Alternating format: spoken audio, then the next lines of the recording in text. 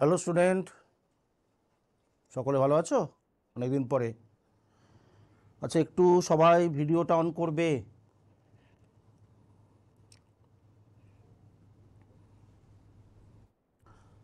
সকলে একটু ভিডিওটা অন করবে।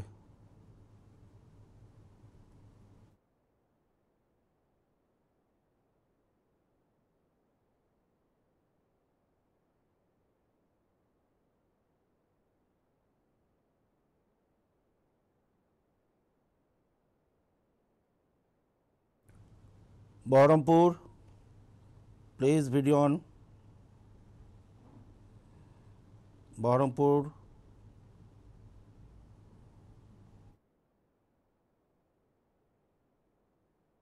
Baharampur, please video on.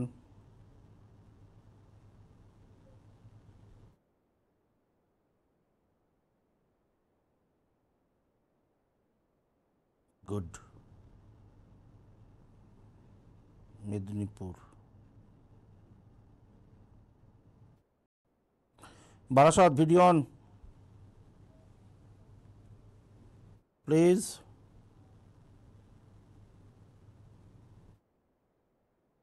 তারপর সবাই প্র্যাকটিস খুব ভালো করছো তো?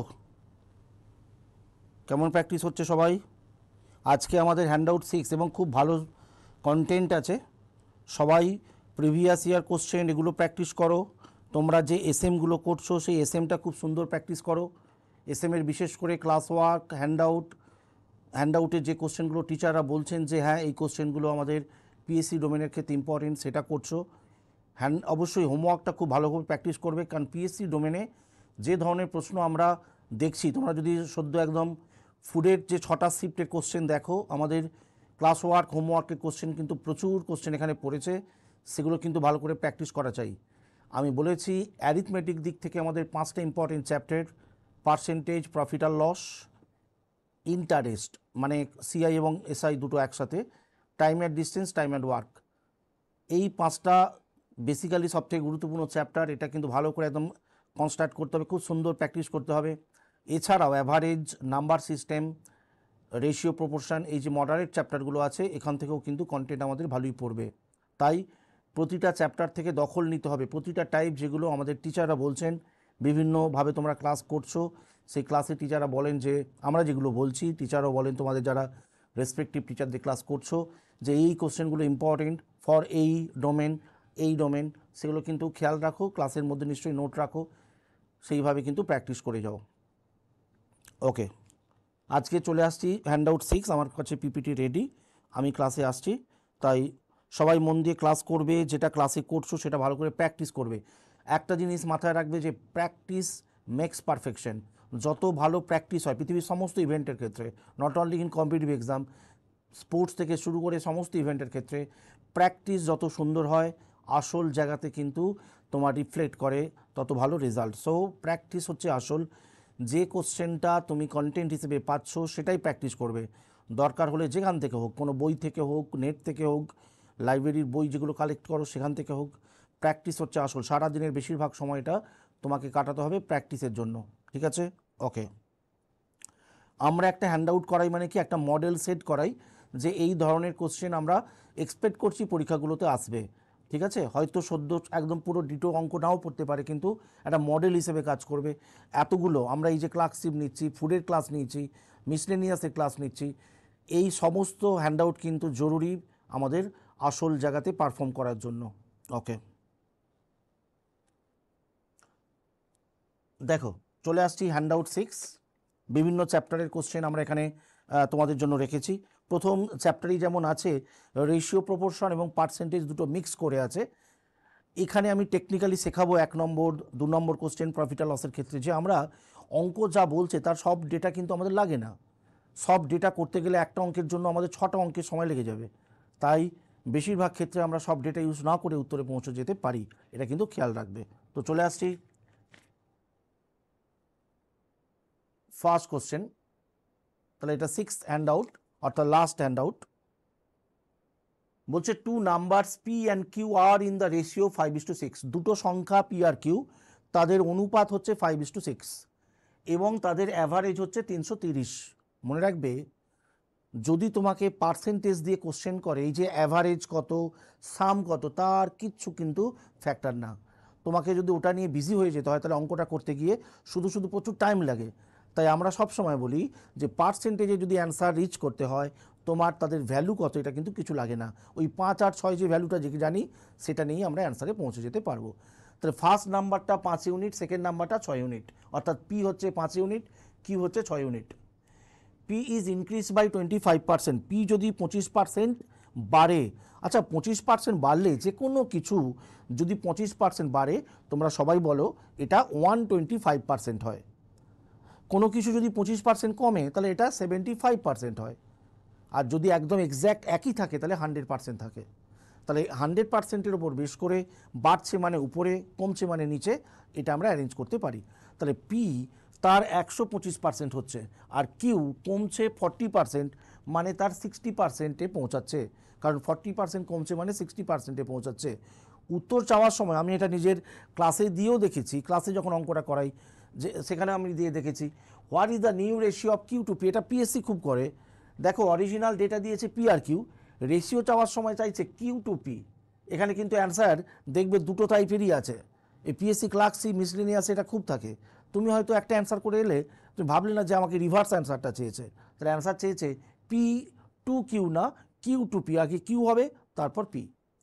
দেখো কিউ হচ্ছে 6, তার ভ্যালু হচ্ছে 6, কিউ এর ভ্যালু হচ্ছে 6, এটা 40% কমেছে, তার মানে 6 হয়েছে 60%। কেন না 40% কমেছে মানে 60%। যেখানে পি, এটা হচ্ছে তাহলে কিউ, যেখানে পি ছিল 5, এটা 125% হয়েছে, দ্যাট ইজ 25% যেহেতু বেড়েছে তাহলে 125% হয়েছে। আমরা কিন্তু পেয়ে যাব find the ratio of Q to P, অর্থাৎ কিউ আর পি এর রেশিও কত। অ্যান্সার কিন্তু কমপ্লিট। জাস্ট আমরা একটু 0 0 ক্যান্সেল করে নিই, এখানে যদি 5 দিয়ে কাটি 12, 5টা কেটে দিলাম, দেখো এটা 72:125, আর কিন্তু কাটবে না, অ্যান্সারে পৌঁছে গেছি 72:125। So B is the answer. যদি তোমাকে পি টু কিউ চাইতো তাহলে কিন্তু অ্যান্সার হয়ে যাবে 125:72, কিন্তু অ্যান্সার চাওয়ার সময় হঠাৎ করে রিঅ্যারেঞ্জমেন্টটা জাস্ট চেঞ্জ করে দিয়েছে, কিউ টু পি করেছে, তাহলে অ্যান্সার হচ্ছে 72:125। আরেকবার আমি বলি, দেখো কিউ এর ভ্যালু হচ্ছে, এখানে এই ডেটাটা কিন্তু কোনো কাজে লাগে না, এক্সট্রা ডেটা, সংখ্যা নিয়ে আমার কিছু যায় আসে না, যেহেতু ওদের অরিজিনাল ভ্যালু বলে দিয়েছে। কিউ হচ্ছে 6, এটা 40% কমছে বলে 60% হচ্ছে। দেখো 60%, আমি আর পার্সেন্ট দিইনি কারণ দুটোরই পার্সেন্টেজ নেগলিফাই হয়ে যাবে। পি এর মান হচ্ছে 5, 25% বেড়েছে মানে 125% হয়েছে, ফলে দুটো রেশিও কত হয়েছে জানতে চেয়েছে, 72:125। সবাই বুঝলে কিনা আমাকে শুধু জাস্ট একটুখানি আমাকে রেসপন্স করবে, বলো আমাকে। বারডোয়ান রাইস,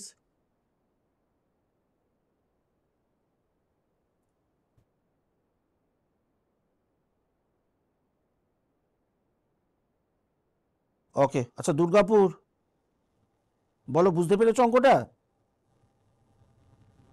ও তোমরা বলছো, আমি শুনতে পাচ্ছি না, কারণ তোমাদের ওটা মিউট করা আছে।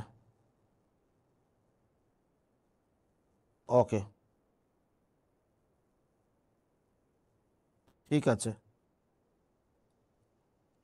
চলে আসছি আমরা সেকেন্ড যে কোশ্চেনটা আছে এখানে।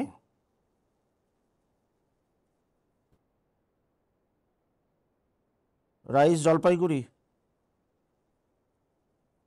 তোমরা এত পরে গেছো কেন?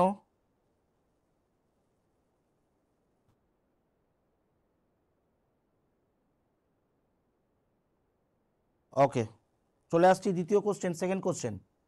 এখানেও কিন্তু টেকনিক্যালি তোমরা শিখবে যে অঙ্কের সমস্ত ডেটা কিন্তু ইউজ করতে নেই, যদি তো আমার রেসপেক্টিভ ওখান থেকে কোনো কিছু আমার উত্তর না চায়। দেখো নাম্বার 2, প্রফিট আর লস চ্যাপ্টার থেকে অ্যান্সার কিন্তু পার্সেন্ট দিয়ে চেয়েছে। বলছে a man sells a watch for ₹718। একজন ম্যান একটা ওয়াচ বিক্রি করছে 718 টাকা দিয়ে, এটা সেলিং প্রাইস। ফলে সে লাভ করছে 1/5 of it selling price. Selling প্রাইসের 1/5 মানে 1/5 তার লাভ হচ্ছে, লসও হচ্ছে হচ্ছে বলতে পারে। উত্তর চেয়েছে তার কত পার্সেন্টেজ লাভ হয়েছে। তাহলে এখানে দেখো এই যে 718 এটার কিন্তু কোনো আমাদের কাজে লাগবে না। অর্থাৎ আমরা ভুল করি, টাকাটা নিয়ে অঙ্ক করতে যাই, আসলে অন্য জনের রেসপেক্টে আমরা পিছিয়ে পড়ি। কম্পিটিটিভ পরীক্ষার ডোমেন তোমাকে ঠিকঠাক অ্যাপ্লিকেশনটা করতে হবে। তাহলে এই যে 1/5 এখান থেকে আমরা অ্যান্সার করে ফেলবো, ঠিক যেমন আগেরটা শুধু রেশিও থেকে উত্তর করতে পারলাম। তাহলে টাকা কত এটা কিন্তু রেসপন্সিবল নয় ফাইনাল অ্যান্সারে পৌঁছতে গিয়ে। আমাকে কি টাকা নিয়ে কোনো প্রশ্ন করেছে? যদিও করতো তাহলে আমার টাকাটা ইউজ করতাম। আমাকে শুধু হয় রেশিও চাইবে বা পার্সেন্টেজ চাইবে, তাই আমরা সিম্পলি যে ডেটাটা দিয়েছে 1/5 ওটাকে ইউজ করি আমরা অ্যান্সারে পৌঁছে যাব। দেখো 1/5 অফ দ্য সেলিং প্রাইস, তার মানে সেলিং প্রাইস যদি 5 হয়, সেলিং প্রাইস যদি 5 হয়, প্রফিট হচ্ছে 1, তাই না? সেলিং প্রাইস যদি 5 হয়, প্রফিট হচ্ছে 1। বলছে প্রফিট কত পার্সেন্ট, এখানে কিন্তু দুটোই করাবো। যদি লস বলতো, প্রচুর পরীক্ষায় কিন্তু এটা লস দিয়ে দেয়, দারুণ কোশ্চেন হয়ে যাবে, আমরা খুব সিলি মিস্টেক করে ফেলি। প্রফিটটা আমরা পারবো। দেখো প্রফিট হচ্ছে 1, we can't put 5 in the denominator, কারণ ডিনোমিনেটারে 5 যদি বসাই, 5টা সেলিং প্রাইস, আমরা তো নিচে সেলিং প্রাইস বসাবো না, আমরা তো কস্ট প্রাইস বসিয়ে পার্সেন্টেজ অফ প্রফিট বা লস সিলেক্ট করি। তাহলে আমরা 5 বসাবো না। বলো তো 5-এ সেল করে যদি 1 প্রফিট হয়, তাহলে কস্ট হচ্ছে 4, তার নিচে আমরা 4 বসাবো। যেমন 5 টাকায় বিক্রি করে যদি 1 টাকা লাভ হয়, তাহলে কস্ট প্রাইস তো 4, তাহলে আমরা নিচে 4 বসাবো। পার্সেন্টেজ মানে 25%, তাহলে অ্যান্সার হচ্ছে 25%। কিন্তু যদি তোমাকে এই অঙ্কটা অসাধারণ অঙ্ক হয়, যদি বলে লস করেছে 1/5 অফ দ্য সেলিং প্রাইস, অসম্ভব ইম্পর্টেন্ট। তাহলে 1/5 অফ দ্য সেলিং প্রাইস যদি লস করে, সেলিং প্রাইস 5, লস হচ্ছে 1, তখন লস পার্সেন্টেজ হবে 1 বাই, বলো 5 যদি সেলিং প্রাইস হয়, 1 যদি লস হয়, কস্টে ফিরে যাব হচ্ছে 6। বিক্রি করে লাভ হলে লাভটা বাদ দিয়ে কস্টে পৌঁছাই, দ্যাট ইজ 5 থেকে 1 সাবট্রাক্ট করে 4। কিন্তু বিক্রি করে যদি লস হয়, অসম্ভব ইম্পর্টেন্ট, তখন যতটা লস সেটা যোগ করে আমরা কস্টে পৌঁছাই। 5-এ বিক্রি করে 1 প্রফিট মানে কস্ট হচ্ছে 4, কিন্তু 5-এ বিক্রি করে 1 যদি লস হয়, তাহলে কস্ট হচ্ছে 6। এই জায়গাটা কিন্তু খেয়াল রাখবে।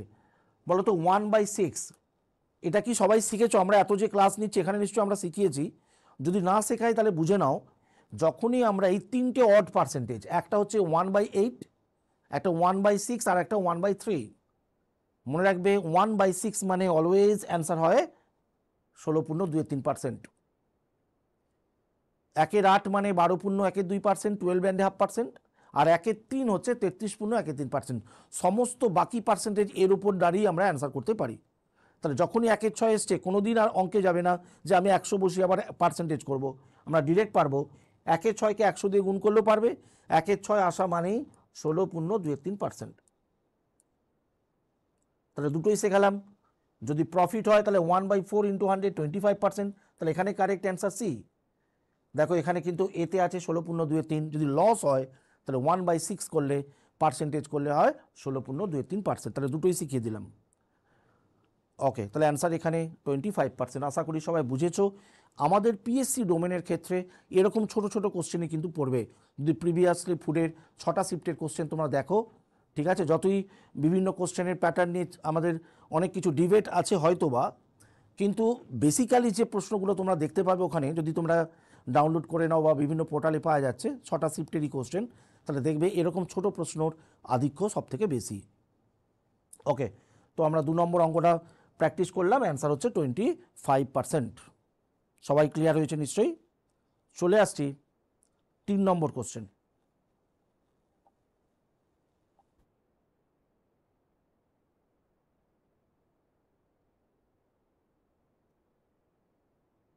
দেখো, due to reduction in the price of rice by 6.25%। সবাই কি 6.25% কোনো টাকার বললে ক্যালকুলেশন করো? এটা আমাকে জানতে হবে। 6.25% অত ক্যালকুলেশানে যাবে না। আচ্ছা, আমি একটু আগে বললাম 12 ব্যান্ডে 0.5% মানে 12.5%টা শিখতে হবে 1/8। এটা তার অর্ধেক। 6.25 হচ্ছে 12.5-এর অর্ধেক, তার মানে 1/8-এর অর্ধেক মানে 1/16। তাহলে অ্যান্সার অত টাফ করে করতে হওয়ার কোনো মানে নেই। জাস্ট মনে রাখবে 16.2-3% আমি শিখলাম 1/6। তোমায় যদি 8.1-3% দেয় তার অর্ধেক, তার মানে 1/12 হবে। তাহলে এই যে 6.25%, এটা হচ্ছে এই যে 12.5% একটু আগে বললাম 1/8, এই 6.25 হচ্ছে এর ঠিক হাফ, তাহলে 1/16 হবে। বলছে বাজারে গিয়ে শুনলো চালের দামটা 6.25% কমে গেছে। কত কমেছে? 1/16। কত টাকা নিয়ে মার্কেটে পৌঁছেছে? 1200 টাকা নিয়ে। তাহলে 1200 টাকার যেটা 6.25%, এটা যদি তোমাকে আগে সলভ করতে হয় তাহলে আমরা পিছিয়ে পড়ি অন্যজনের রেসপেক্টে। এই জায়গাগুলো ধরতে হবে যে 1200 টাকার 6.25% মানে 1200 টাকার 1/16। এই টাকাটা আর আমার কাজে লাগবে না, কারণ কমে গেছে দাম। তো আগের মতো আমি জিনিস কিনে ফিরে আসতে পারতাম, কিছু টাকা যেটা কমে গেল পকেটে রেখে চলে আসতে পারতাম। সেই টাকাটা কাজে লাগিয়ে কমা দামেতে আরও 2 কেজি বেশি পেয়েছে। তাহলে 2 কেজি বেশি পাওয়ার জন্য কারণ কি? না, যে টাকাটা এক্সট্রা কমেছে সেটা কত অলরেডি পেয়ে গেছি। এই 6.25% মানে অলরেডি শেখালাম 1/16। তাহলে 1/16 অফ 1200, 1/16 অফ 1200। এই টাকাটা আমি আর ক্যালকুলেশনে যাব না, কিন্তু এটা ক্যালকুলেশনের জন্য মানে এটা তোমার ফাইনাল অ্যান্সার নয়। এই জিনিসগুলো বুঝতে হবে। তাহলে এই যে টাকাটা কমলো, এটাই 2 কেজির দাম কমার পরে তোমাকে কিন্তু চেয়েছে find the reduce price per KG. তাহলে 2 দিয়ে ভাগ করে দেবো, কারণ ওটাই 2 কেজির দাম। উত্তর কমপ্লিট। 1 কেজির দাম রিডিউস প্রাইসে কত? দেখো কাটাকুটি করি। 4 দিয়ে কাটলে 4, 4 দিয়ে কাটলে 300, 4 দিয়ে 300 কাটলে 75। তাহলে অ্যান্সার ₹75/2, দ্যাট ইজ 37.50। আমি অবশ্যই 60%, 40%, 60% ক্ষেত্রে যদি রিডিউস প্রাইস চাই পিএসসিতে, 40% ক্ষেত্রে কিন্তু অরিজিনাল প্রাইসটাও চাইতে পারে। আমি সেটাও তোমাদের করিয়ে দেব, যে যদি বলে অরিজিনালি প্রতি কেজির দাম কত ছিল। আশা করি সবাই পার্সেন্টেজের চ্যাপ্টারে হ্যান্ডআউটে 4 নম্বর অঙ্কটা করেছো, সবাই জানো যে ক্লথের দাম কমে গেলে যারা চ্যাপ্টারটা করেছো সবাই নিশ্চয়ই মনে করতে পারবে। আর ওটা আমাদের অসম্ভব ইম্পর্টেন্ট একটা পিএসসি ডোমেন বলো, সেন্ট্রাল গভর্নমেন্ট বলো, দুটোর ক্ষেত্রেই অসাধারণ ইম্পর্টেন্ট কোশ্চেন। তাহলে যদি বলে রিডিউস প্রাইস পার কেজি কত, অ্যান্সার হয়ে গেছে ₹37.50। তাহলে আরেকবার বলি, দেখবে অঙ্ক করতে শক্ত লাগবে না একদম। তুমি যখন 1200 টাকার 6.25% করতে যাবে তোমার কাছে টাফ লাগবে, কিন্তু আমি তোমাদের শিখিয়ে দিলাম যে 12.5% 1/8, তাহলে 6.25% যে ডেটাগুলো অন্য কোনো দেয় সেগুলো কিন্তু ইজিলি আমরা মানে চেঞ্জ করে করতে পারবো। তাহলে 6.25% হচ্ছে 1/8-এর অর্ধেক মানে 1/16। তাহলে 1200 টাকার 1/16 এক্সট্রা পকেটে চলে এলো, আর সেটাই হচ্ছে কারণ 2 কেজি বেশি পাওয়ার জন্য। তাহলে 2 দিয়ে ভাগ করলে আমরা অ্যান্সার পেয়ে গেলাম 75/2, দ্যাট ইজ 37.50। কিন্তু যদি বলে অরিজিনাল দাম কত, এই রিডিউস প্রাইস বের করার পরে বলো তো 1/16 কমেছে। তুমি যদি পার্সেন্টেজ দিয়ে করতে যাও 6.25, তোমার কাছে অনেক টাফ। কিন্তু যদি তুমি 1/16 দিয়ে ভাবো, বলো তো 1/16 কমেছে মানে যে দামটা পেয়েছি সেটা 15, যেটা অরিজিনাল দাম সেটা 16। বুঝতে পারলে? তাহলে 1/16 কমেছে, তার মানে 16 থেকে 1 কমে যে দামটা হয়েছে সেটা 15, সেই দামটা আমরা জেনে গেছি। তাহলে 15 দিয়ে ভাগ, কিন্তু আমি চাইছি কমার আগে যে দামটা ছিল দ্যাট ইজ 16, সেজন্য 16/15। তাহলে যে দামটা পেয়েছি ইন্টু 16/15, এটা ইজিলি আমরা কারেক্ট করতে পারবো। তখন আর অত ক্যালকুলেশনে নেই, ফাইনাল ক্যালকুলেশনে যাব। তাহলে এখানে রিডিউস প্রাইস চেয়েছি মানে অপশান কারেক্ট করলাম 37.50। সবাই বুঝেছো আশা করি। এখানে কোনো অসুবিধা থাকলে আমাকে বলবে।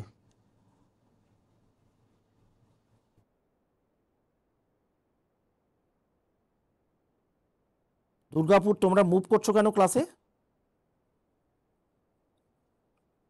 হোয়াই? ক্লাস মানে অ্যাটেন্টিভলি করবে, মনোযোগ দিয়ে করবে, কারণ তোমার কাছে এটা পরীক্ষা প্রিপারেশনের জন্য অসম্ভব একটা ইম্পর্টেন্ট ক্লাস। নিশ্চয়ই ক্লাস যেগুলো করছো সেগুলো নিয়ে বাড়িতে নাটচাট করছো, হ্যাবিচুয়েটেড হচ্ছ, শুধু ক্লাসে প্রেজেন্ট থাকছো না, এটা কিন্তু মনে রাখতে হবে। হ্যাঁ, দুর্গাপুরে যে মুভ করেছে তার দিকে সবাই দেখছো।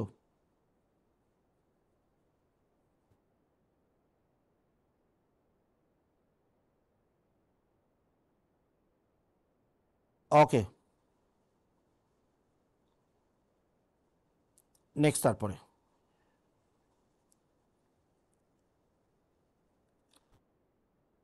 চলে আসছি আমরা পরের কোশ্চেনে। দেখো, অসম্ভব ইম্পর্টেন্ট একটা সিম্পলিফিকেশনের প্রশ্ন দিয়েছে। এটাকে সিম্পলিফাই করে যে পার্টটা আসবে তার একটা পার্ট হচ্ছে র্যাশনাল, একটা হচ্ছে ইরেশনাল পার্ট। সবাই র্যাশনাল বোঝো, 1 2 3 4, 4-এর 5 এগুলো র্যাশনাল। আর ইরেশনাল হচ্ছে √3, √5, √2, √4 কিন্তু নয়, কারণ √4 মানে +-2। তাহলে র্যাশনাল ইরেশনাল যেহেতু, এগুলো নিশ্চয়ই তোমাদের নাম্বারের যখন চ্যাপ্টার করো নিশ্চয়ই আলোচনার মধ্যে এসছে যে র্যাশনাল কি ইরেশনাল কি। এই র্যাশনাল ইরেশনাল নিয়ে পিএসসিতে প্রচুর ইম্পর্টেন্ট তোমাদের স্টেটমেন্ট ওয়াইজ কোশ্চেন আসতে পারে কিন্তু। তাই র্যাশনাল ইরেশনাল এগুলো নিশ্চয়ই জানতে হবে। ডব্লিউবিসিএস নিয়ে পড়লে তো খুবই ইম্পর্টেন্ট মেনের ক্ষেত্রে, যে র্যাশনাল ইরেশনাল নিয়ে পুরো স্টেটমেন্ট আকারে প্রশ্ন আমাদের তুলে দেয়। তাই তোমায় যদি আমি বলি 2 + √3, 2 + √3, এই 2টা হচ্ছে র্যাশনাল, √3টা হচ্ছে ইরেশনাল, এটা মাথায় রাখবে। তাহলে বাঁদিকে এই যে 4 + 3√3/√7 - 4√3 অসম্ভব গুরুত্বপূর্ণ একটা সিম্পলিফিকেশন। এর মধ্যে অ্যালজেব্রা আছে, অসম্ভব একটা গুরুত্বপূর্ণ পর্যায়ে। এর মধ্যে অনেকগুলো পার্ট আছে কিন্তু। এই যে নিচে √7 - 4√3, আমরা এগুলো শেখাই কি করে তুমি ডিরেক্ট এই বর্গমূলটা কত হবে এটা তুমি সিলেক্ট করতে পারো। ধরো আমি কারণ এখানে আমাদের সময় খুব কম থাকে, তাই তোমরা যে বেসিক জিনিসগুলো শিখছো সেগুলো ক্লাসে শিখছো। এই যে √7 - 4√3 এটার বর্গমূলটা কত, এটা কিন্তু 1 সেকেন্ডে দেখে বুঝতে হবে। ঠিক আছে, এটা একটা বিরাট একটা দিক। আমি একটা আলোচনা করি। ধরো 12 - 2√35, এইখানটা মাইনাস দিয়েছি, প্লাসও দিতে পারি। বর্গ সংখ্যা মানে কি, হয় a² + b² + 2ab, অথবা a² + b² - 2ab, এর বাইরে তো হবে না। তাহলে এটা a² + b² - 2ab, এই জায়গাটা দেখেই তুমি সিদ্ধান্ত নিতে পারো আরে এটা কার বর্গ। এই যে 2 √7 √5, তার মানে এটা √7 - √5 হোল স্কোয়ার। এবার যদি আমাকে বর্গমূল দেয় তাহলে নিশ্চয়ই এটা √7 - √5, ডাইরেক্ট দেখে বলতে পারি এই জায়গাটা। তাহলে আমি যেটা শেখালাম এটা দেখে বলার চেষ্টা করো, এটা স্কোয়ার রুট আছে ভিতরে 7 - 4√3, এটা একবারে তোমাকে আনতে হবে, তবেই পরীক্ষার জন্য তুমি তৈরি হচ্ছ। এই যে 4√3 দেখো, 2 মাইনাস আছে মানে এটা a - b হোল স্কোয়ার, যদি প্লাস থাকতো তাহলে a + b হোল স্কোয়ার। এই জায়গাটা তোমাকে পড়াশোনা দিচ্ছে, দেখো 2 × 2 × √3, এই যে 2ab হয়ে গেল, a মানে 2, b মানে √3, তাহলে এটা 2 - √3 হোল স্কোয়ার, তার আবার স্কোয়ার রুট, বলো বর্গ করেছি আবার বর্গমূল, তার মানে ওটা নিজেই তো, তার মানে ওটা সিম্পলিফাই হয়ে কত হলো, আশা করি তোমরা সবাই বুঝেছো, 2 - √3। যদি প্লাস থাকতো তাহলে 2 + √3, তাহলে ক্যালকুলেশনটা কি দাঁড়ালো, 4 + 3√3 মাইনাস, আশা করি তোমাদের হেল্প করতে পারলাম, √7 - 4√3। √, মানে ভিতরেরটা স্কোয়ার নাম্বার আসবে, তার স্কোয়ার রুট মানে যেটা ভিতরের সংখ্যা সেটাই নিজেই আসছে, 2 - √3। এইটা অঙ্ক করতে হবে, ওখানে সময় ব্যয় করলে হবে না। এবার বলো এটাকে র্যাশনালাইজ করতে হবে, করনিরসন করতে হবে। আশা করি আমি তোমাদের বোঝাতে পারবো যে যে কোনো কনজিকিউটিভ নাম্বারের সার্জ, এরা কিন্তু পরপর সংখ্যার সার্জ। 2 - √3, তাকে যদি র্যাশনালাইজ করতে হয় 2 + √3 সাথে মাল্টিপ্লাই করতে হয়। আমি কি এটা ঠিক বললাম? এটা কি তোমার বোঝার মধ্যে আছে? যদি না বোঝার মধ্যে হয় তাহলে আমাকে কিন্তু বলতে হবে। আমি কিন্তু এখানে সাউন্ডটা রেখেছি, যদি তোমরা কিছু বলো তাহলে আমি এটা শুনতে পাবো কিন্তু। বলো, এটাকে যদি সিম্পলিফাই করো 2 - √3 × 2 + √3, নিচে হবে 1। 1 মানে না দিলেও চলবে। আমি যে 1টা বললাম আশা করি এটা সবাই বুঝতে পেরেছো, বুঝেছো? ওকে, এবার উপরে 4 + 3√3 × 2 + √3, অমনিতেই দেখো একটা অঙ্ক করতে গিয়ে প্রচুর টাইম যাচ্ছে। তাই প্রত্যেকটা জায়গাতে যদি নিখুঁত একদম ডিরেক্ট অবজেক্টিভ অ্যাপ্লিকেশানটা করতে পারো, তোমার সময় লাগবে না, মোটেই লাগবে না। আমি সেই জায়গাটা বলছি। ধরো নিচে আর 1 আমি দেবো না, 1 দেওয়ার যা না দেওয়াই তাই, মাল্টিপ্লাই করছি 4 ইন্টু 2 8 প্লাস 3 ইন্টু 2 6√3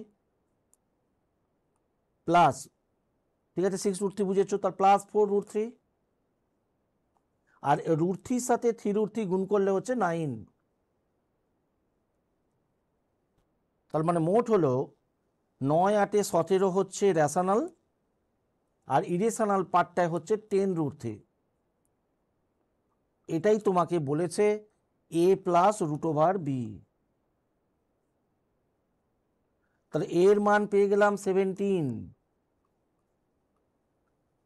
কিন্তু এই 10√3টাকে পুরোটাকে রুটের ভিতরে আনলে তবে আমরা b এর ভ্যালু বলতে পারবো।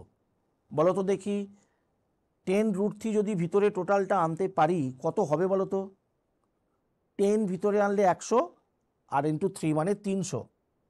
তার মানে এটা হয়ে গেল b এর মান হচ্ছে 300, কারণ বাইরে আছে 10, ভিতরে রুটের ভিতরে নিলে হবে 100, অলরেডি 3 আছে তাহলে 300, তাহলে b এর মান 300। এবার সবাই উত্তর বলতে পারবে, b মানে 300, a স্কোয়ার মানে 17 স্কোয়ার 289, অ্যান্সার 11। ডি অপশানে দেখো আছে 11। ভালো প্রশ্ন, দারুণ প্রশ্ন। তাই তৎক্ষণাৎ বুঝতে হবে, তুমি কম্পিটিটিভ পরীক্ষার ডোমেনে এসছো মানে বুঝতে হবে স্টাফ সিলেকশন কমিশন, যেমন সিএইচএসএল বেরিয়ে গেল, স্টাফ সিলেকশন কমিশনের ক্ষেত্রে কিন্তু 25টা অঙ্ক করার সময় 15 মিনিট। এটা অনেকে বুঝতে চায় না, কিন্তু কম্পিটিটিভ পরীক্ষার ডোমেনের এই বাস্তবতা বুঝতে হয়। ক্লার্কশিপে একটু মিসলেনিয়াসে একটু স্লাইড বেশি, 90টা কোশ্চেন অ্যান্সার করার টাইম মানে 90 মিনিটে 100, তার মানে স্লাইডলি বেশি, 100টা অঙ্ক করার বা 100টা প্রবলেম সলভ করার টাইম হচ্ছে 90 মিনিটস। তাই তফাৎটা খুব বেশি সময় কিন্তু নয়, কারণ একটা প্রবলেমের জন্য 1 মিনিট নেই, এটা বুঝতে হবে। তাই আমাদের তাৎক্ষণিক ব্যাপারটা হচ্ছে জানতে চাওয়া যে আমরা যেন কম সময়ে প্রবলেম সলভ করতে পারি, এই টার্গেটটা যেন আমরা হিট করতে পারি। তাহলে অ্যান্সার 300 থেকে 289। 289 কেন না, স্কোয়ার হচ্ছে 17 স্কোয়ার 289, বাদ দিলে হচ্ছে 11। এটা কি সবাইকে বোঝাতে পারলাম?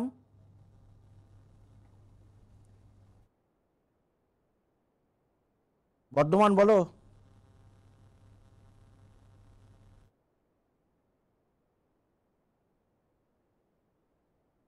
ওকে, কুচবিহার।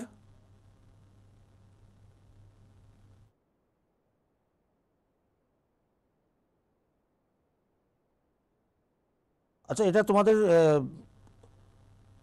আনমিউট করলে কি প্রবলেম হচ্ছে?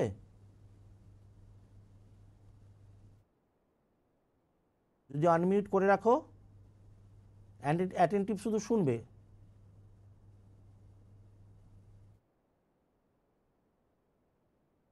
ওকে, নেক্সট পরের কোশ্চেন।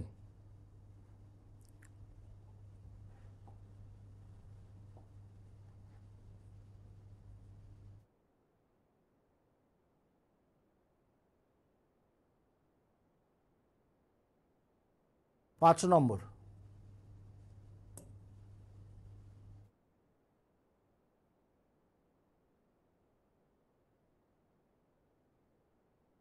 দেখো, এটা আর একটা সিম্পলিফাই করতে দিয়েছে, এক্সপ্রেশনটা কিন্তু দারুণ আছে। টোটালটা উপরটা র্যাশনালাইজ করতে হবে 2 + √3 2 - √3 নিয়ে, একবারে সিম্পলিফাই করতে পারো, নিচেরটা অ্যাজ ইউজুয়াল রেখে দেবে 2 - 5√3, তারপর তোমার কোনটা অ্যান্সার হচ্ছে সেটা বুঝতে পারবে। দেখো, আচ্ছা উপরের পার্টটায় এই যে এখানে আছে 2 + √3, এটা 2 - √3, তাহলে বলো তো নিচেরটা যেমন আছে থাকুক 2 - 5√3, উপরটা আমরা সলভ করি। বলো নিচে 2 + √3 ইন্টু 2 - √3 মানে a + b into a - b, 2a square 4 আর √3 স্কোয়ার 3, 4 - 3 মানে হচ্ছে 1, 1 না দিলেও চলবে। আর এই 3-এর সাথে এই 2 - √3টা মাল্টিপ্লাই হবে। দেখো 3 2 6, আমি একবারে করছি 6 - 3√3, আর এই 2-এর সাথে 2 + √3টা তোমার মাল্টিপ্লাই হবে 2 ইন্টু 2 মানে -4 আর -2√3। তাহলে মোট হলো 6 থেকে 4 বাদ দিলে 2, -3√3 -2√3 মানে -5√3, নিচেও অ্যাজ ইউজুয়াল আছে 2 - 5√3, ক্যান্সেল হয়ে গেল, সিম্পলিফাই করে অ্যান্সার আসছে 1, অর্থাৎ বি অপশানটা কারেক্ট। দেখো খুব সুন্দর কোশ্চেন, তাই না? তাহলে নিচে যেমন আছে 2 - 5√3 অ্যাজ ইউজুয়াল থেকে গেল, উপরে দেখো 2 - √3 আর 2 + √3 সলভ করলে কি হয়, 2² - √3² মানে 4 - 3 1। সবাই ইচ্ছা করলেও কিন্তু লিখবে না, কারণ তোমাকে স্ট্যান্ড করতে হবে এখানে। এইটুকু বোঝার চেষ্টা করবে যে আমার ইচ্ছা করবে লিখি, কিন্তু পেন খাতাটা একটু কম ইউজ করতে হবে, এটাই বাস্তব। পরীক্ষা দেবে 11 লাখ 12 লাখ 13 লাখ, কিন্তু ভ্যাকেন্সি হয়তো পিএসসি ক্লার্কশিপে একটু বেশি আছে, ঠিক আছে, কিন্তু বাকিদের সব ক্ষেত্রে কিন্তু ভ্যাকেন্সি প্রচুর কম। তাই নিজেদের চেষ্টা করতে হবে যেন খুব কম সময় অ্যান্সারটায় পৌঁছতে পারি, এটা প্রথম থেকে যেন টার্গেট থাকে। তাহলে নিচে যেমন 2 - 5√3 আছে থাকলো, উপরে 2 + √3 ইন্টু 2 - √3 মানে 4 - 3 দ্যাট ইজ 1, আমি লিখেছি 1। এই 3-এর সাথে 2 - √3 মাল্টিপ্লাই করলে 6 - 3√3, এই 2-এর সাথে 2 + √3 মাল্টিপ্লাই করলে -4 - 2√3, তাহলে মোট হয়ে গেল 6 - 4 2 -3√3 -2√3 -5√3, সেটাই নিচে ওয়েট করছে, কাটলে অ্যান্সার হচ্ছে 1। তাহলে অপশান বি ইজ কারেক্ট। সবাই আশা করি বুঝেছো। দারুণ দারুণ দুটো সিম্পলিফিকেশান আমরা করলাম, নিজেরাও অ্যান্সার খাতায় থাকলো, বাড়িতে গিয়ে কিন্তু বেসড অন মেমোরি প্রত্যেকটা কোশ্চেন তোমার কাছে থাকছে, প্র্যাকটিস করে নেবে, ঠিক আছে? তারপর তুমি আবার এটা দেখতে পারো তোমার যে সলভটা খাতায় লিখে নিলে। চলে আসছি 6 নম্বর কোশ্চেনে।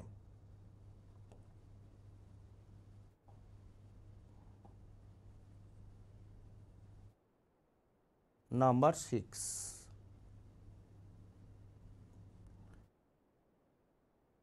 বলছে একজন স্টুডেন্ট, এই যে কম্পিটিটিভ পরীক্ষার রেসপেক্টে দেখো কিভাবে আমরা সব ডেটাটাকে ইউজ না করে অ্যান্সারে পৌঁছে যাব।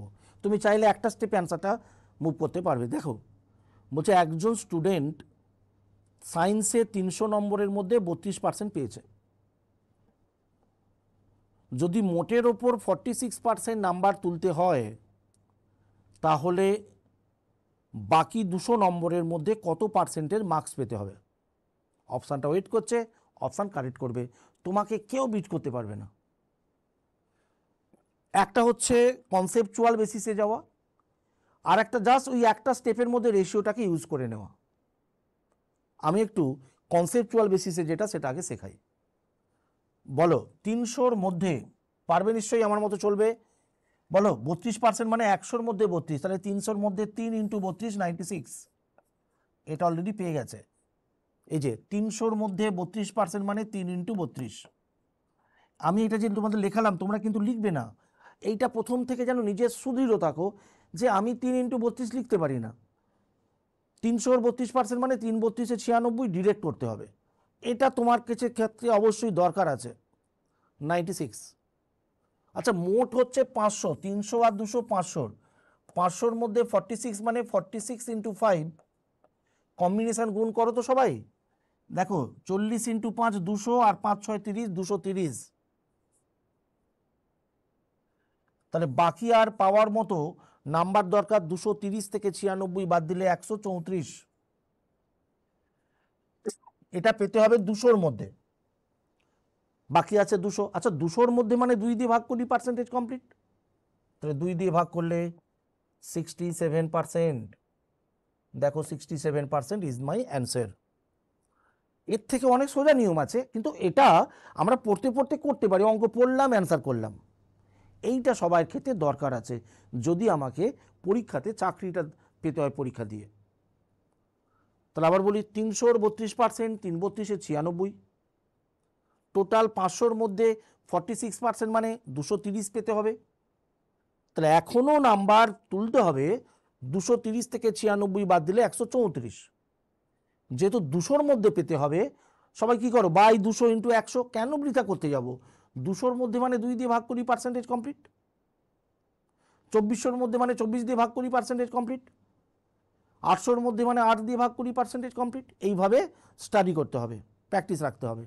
তাহলে অ্যান্সার 67%। এবার বলি কি করে আমরা একটা স্টেপেতে শুধুমাত্র ডেটাটাকে ইউজ করে করতে পারি। আচ্ছা বলো তো 300 মানে 3 ইউনিট, টোটাল 500 মানে 5 ইউনিট, আর বাকি অ্যান্সার করতে হবে 200-র মধ্যে মানে 2 ইউনিটে। ওই অত পার্সেন্টেজ ওই 100-200 যাওয়ার দরকারই নেই। তাহলে 300 মানে 3 ইউনিটে 3 32-এ 96 পেয়েছে। বাকি 2 ইউনিটের মধ্যে কত পেতে হবে জানতে চেয়েছে, জিজ্ঞাসা চিহ্ন, যাতে মোটের ওপর 5 ইউনিট সে 46% নাম্বার পায়। তাহলে এই জিজ্ঞাসা চিহ্নটা হচ্ছে অ্যান্সার। ঠিক আছে, তুমি 2 দিয়ে ভাগ করে দিতে পারো, সব কেটে দিতে পারো, আরও ভালো হয়। দেখো 2 দিয়ে কেটে দিচ্ছি, 2 কাটলাম, 2 দিয়ে কাটলে 16, 2 দিয়ে কাটলে 23। তাহলে জিজ্ঞাসা চিহ্নর ভ্যালুটা পেয়ে যাবো 5 23-এ 115 থেকে 3 16 48 বাদ দিলে 67%। দেখতে পেয়েছো, ডাইরেক্ট আমরা অ্যান্সারে পৌঁছে যেতে পারছি। তাহলে ওই 300 200 500 এগুলো কিন্তু লাগেই না। তাহলে 300 মানে 3 ইউনিট, টোটাল 500 মানে 5 ইউনিট, আর বাকিটা হচ্ছে 200 মানে 2 ইউনিট। এই যে 3 ইউনিটে পেয়েছে 32%, 2 ইউনিটে পাবে কত পার্সেন্ট, যাতে মোটের ওপর মানে 5 ইউনিটে পাচ্ছে 46%। তোমার দরকার জিজ্ঞাসা চিহ্নর ভ্যালু, কারণ ওটাই তোমার কাছে অ্যান্সার। দেখো আমি 2 দিয়ে কেটে দিলাম, 2 কাটলাম, এখানে 2 কাটলে 16, এটা 2 কাটলে 23। তাহলে জিজ্ঞাসা চিহ্নর ভ্যালুটাই হচ্ছে আমার অ্যান্সার। 5 × 23 115 থেকে 3 16 48 বাদ দিলাম 67%। So get the answer 67%। দারুণ মেথড, কোনো কমপ্লিকেশান নেই, কিচ্ছু নেই। সবাই যারা শুরু করছো, যারা অনেক দিন পড়ছো, সবাই করতে পারবে এই মেথড। ঠিক আছে, এই মেথডে তোমার যখনই কোনো অঙ্ক এরকম ফেস করবে, সলভটা তোমাকে এই মেথডে করতে হবে। ঠিক আছে, চলে আসছি আমরা পরবর্তী যে কোশ্চেন আছে সেখানে। 7 নম্বর।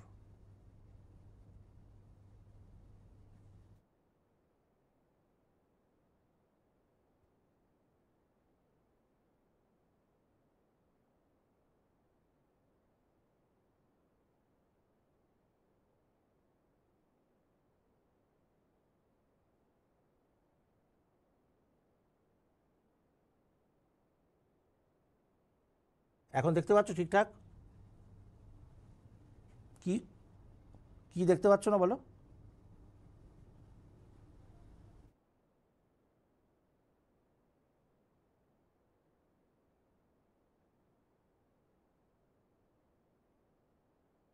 ঠিক আছে,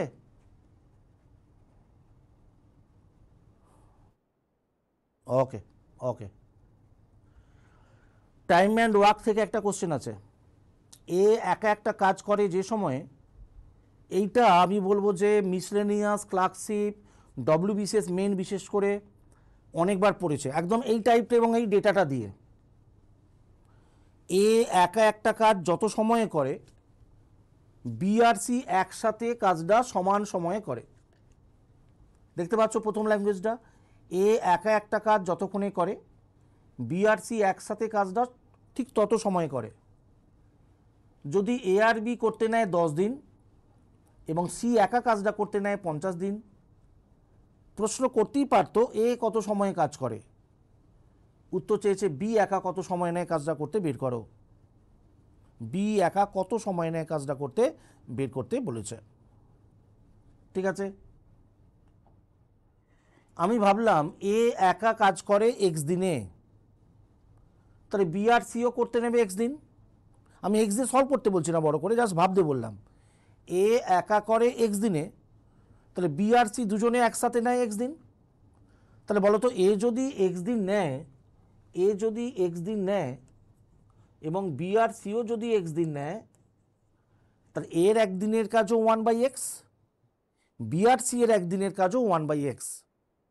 তাহলে বলো তো সবাই মিলে একসাথে একদিনে কত করবে?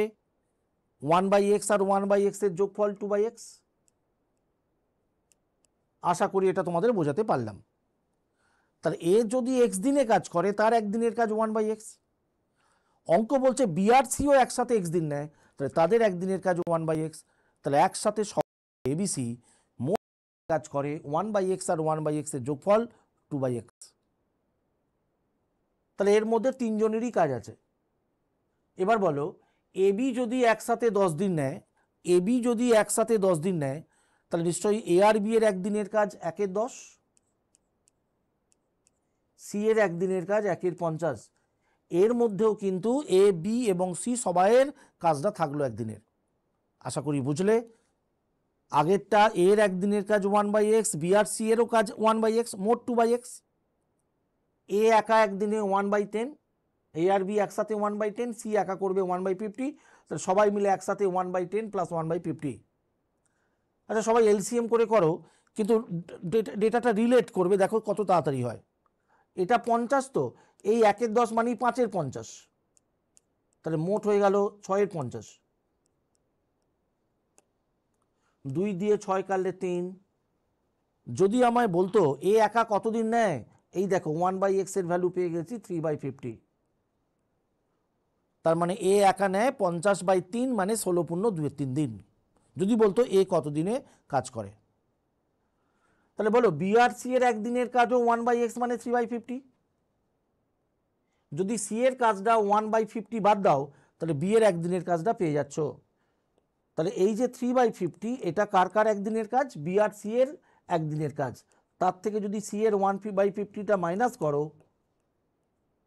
দ্যাট ইজ পেয়ে যাচ্ছ তুমি 2/50। 3 - 1, দ্যাট ইজ 2/50, মানে 1/25। সো বি একদিনে 1/25 করে, মানে কাজটা করতে নেবে 25 দিন। একটু স্ট্যান্ডার্ড অঙ্ক, বহুবার বিসিএস মেনে পড়েছে, মিসলেনিয়াসে পড়েছে, কনসেপচুয়াল বেসিসের অঙ্ক, যে একদম ছোট্ট অঙ্ক তা নয় কিন্তু। তাহলে আরেকবার বোঝাই, এ যদি একা করতে এক্স দিন নেয়, তাহলে বি আর সি একসাথে করতে নেয় এক্স দিন। তাহলে এর একদিনের কাজ 1/x, বি আর সি এর একদিনের কাজ 1/x, একসাথে সবাই মিলে করে একদিনে 3, তাই তো 1/x প্লাস 1/x 2/x। এ এবং বি একদিনে করে 1/10, যেহেতু 10 দিনে করে। সি একা করে একদিনে 1/50। তাহলে বলো একসাথে সবাই মিলে একসাথে একদিনে করে 1/10 প্লাস 1/50। আমরা এখানে লসও করে অনেকের অভ্যাস আছে, কিন্তু রিলেট করে করবে, অনেক তাড়াতাড়ি অ্যান্সার পাবে। 1/10 মানেই 5/50, 5 আর 1 6/50, 2 দিয়ে কাটলে 3/50। তাহলে বি আর সি যেহেতু এক্স দিন নেয়, তাদের একদিনের কাজ 3/50 থেকে সি এর একদিনের কাজ বাদ দিলে তোমার অ্যান্সার চেয়েছে বি কত নেবে। 3/50 থেকে 1/50 বাদ দিলে 2/50, মানে 1/25। তাহলে বি কাজটা করতে নেবে 25 দিন। সেটাই আমরা অ্যান্সারে পাচ্ছি, এই অপশানে 25 দিন। ঠিক আছে, পরের কোশ্চেনে চলে আসছি।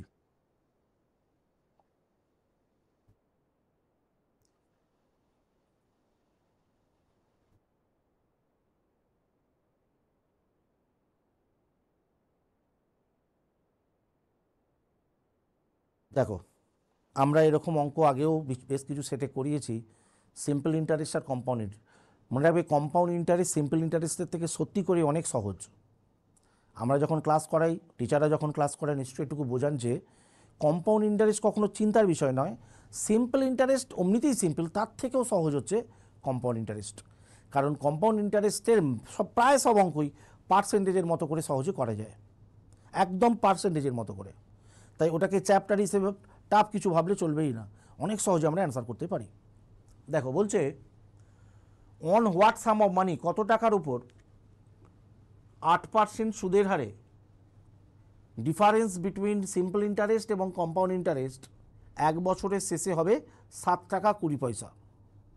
আমরা জানি প্রথম বছর সিম্পল ইন্টারেস্ট আর কম্পাউন্ড ইন্টারেস্ট সেম ইকুয়াল, তাদের কোনো ডিফারেন্স হয় না, কিন্তু সেকেন্ড ইয়ার থেকে ডিফারেন্স ক্রিয়েট করে। এই ডিফারেন্সটা হয়েছে 7 টাকা 20। উত্তর চেয়েছে প্রিন্সিপালটা কত। আচ্ছা বলো, এই যে 8%, এটা থেকেই আমরা অ্যান্সারে চলে যেতে পারবো। বলো তো 100 টাকার উপর 1 বছরের সিম্পল ইন্টারেস্ট 8 টাকা, তাহলে এসআইটা 8 টাকা।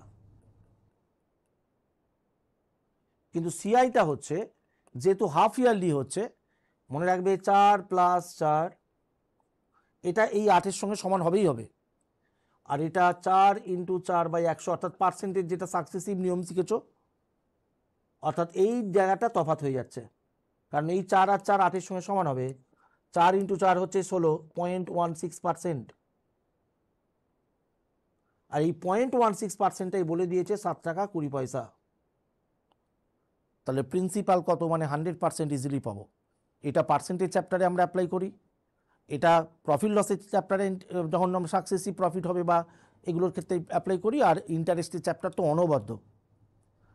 তাহলে ইয়ারলি যেটা 8%, হাফ ইয়ারলি এফেক্টিভ রেটটা দাঁড়াবে 4 + 4, এইটা 4 + 4 8-এর সাথে সমান হবেই, শুধু তফাৎ থেকে যাবে এই জায়গাটা 4 × 4/100 সাকসেসিভ ইনক্রিজের যে রুলটা আমরা শিখেছি 0.16%। এই যে 0.16% সেটাই হচ্ছে 7 টাকা 20।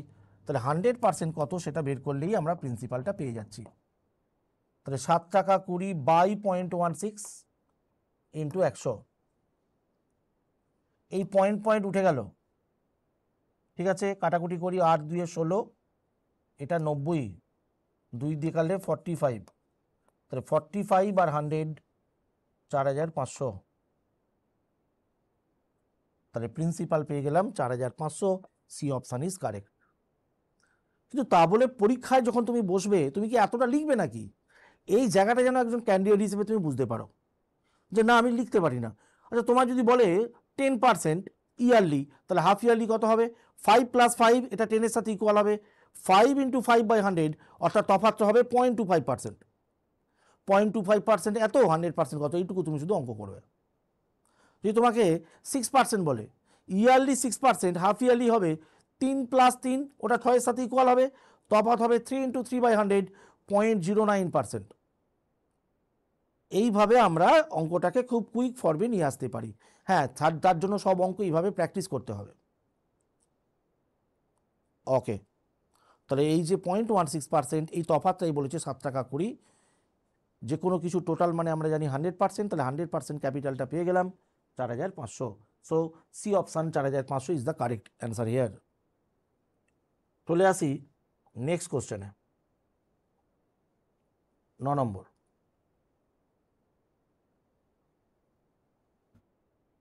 Which of the following is a factor of, যাদের নাম্বার সিস্টেম চ্যাপ্টার হয়ে গেছে, ঠিক আছে, ওই যে তোমার power odd, power even, binomial expansion টার্মগুলো শিখেছো, তাদের ক্ষেত্রে একদম ইজি দেখে দেখে অ্যান্সার বলতে পারবে, আশা করি পারবে। বলছে নিচের কোন ফ্যাক্টরটা এর মধ্যে উপস্থিত আছে? দেখো, 2 ^ 32 - 1, এটাকে লেখা যায় 2 ^ 4, তার পাওয়ার হচ্ছে 8। আমরা জানি পাওয়ারে মাল্টিপ্লিকেশন হয়।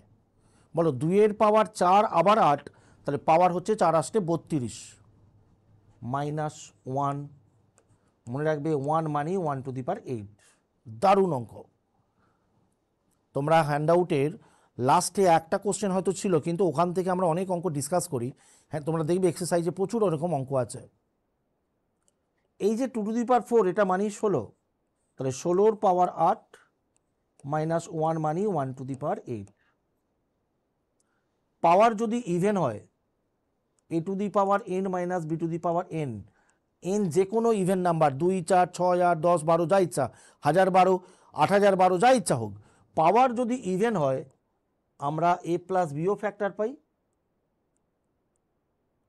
a - b ও ফ্যাক্টর হয়। এটা ছোটোবেলা থেকে আমরা শিখেছি, যেমন a² - b², we get a + b, a - b, a⁴ - b⁴, ওখান থেকে a² - b² আসে মানে a + b, a - b। আশা করি এগুলো সবার মনে পড়ছে, ছোটো থেকে আমরা অনেক অঙ্ক করেছি। তাহলে পাওয়ার ইভেন থাকলে a + b ও ফ্যাক্টর আসে, a - b ও ফ্যাক্টর আসে। তাহলে দেখো পাওয়ার 8 আছে মানে ইভেন, 8-এর জায়গায় 80 থাকুক, 108 থাকুক, 1080 থাকুক, পাওয়ার ইভেন। এবং সেক্ষেত্রে আমরা দুটোই ফ্যাক্টর পাবো, 16 - 1 15ও পাবো, 16 + 1 17ও পাবো। বাকি কি পাবো সেটা নিয়ে আমার নিশ্চয়ই আর দেখার দরকার নেই। তাহলে এক্সপ্রেশনটা 15 দিয়ে ভাগ যাবে, অ্যামং দ্য অপশান 15 তো অপশানে নেই। 17 দিয়ে ভাগ যাবে, অ্যামং দ্য অপশান 17 আছে। তাহলে অপশানগুলোর মধ্যে 17টা কারেক্ট করব, 17 দিয়ে ভাগ যাবে। তাহলে 15 দিয়ে তো যাবেই, 17 দিয়েও যাবে। অপশান হিসেবে 15 থাকলে 15 করব, 5 থাকলে 5 করব, 3 থাকলে 3 করব, কারণ 15-র মধ্যে 5ও আছে, 3ও আছে। আর একটা ফ্যাক্টর এসে 17, তাহলে 17 অপশানে আছে মানেই 17 দিয়ে ভাগ যাবে। কিছু কিছু স্ট্যান্ডার্ড সিজিএল টায়ার 2-র ক্ষেত্রে যখন হয়, যেমন 17 আছে, এখানে 15-র মধ্যে 3ও আছে, তাহলে 3 × 17 51 হতে পারে অপশান।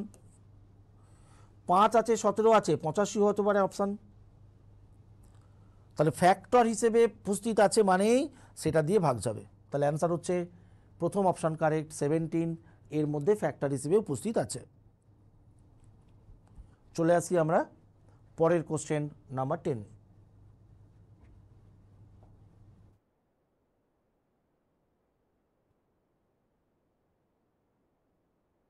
প্রফিট লসের চ্যাপ্টারে ডিসঅনেস্ট বিজনেসম্যানের যে অঙ্কগুলো করেছো, ক্লাস ওয়ার্কে একটা অঙ্ক আছে, কিন্তু হ্যান্ডআউটে একই অঙ্কে 4 নম্বর অঙ্কে আমরা পরপর 3টে অঙ্ক করিয়েছি।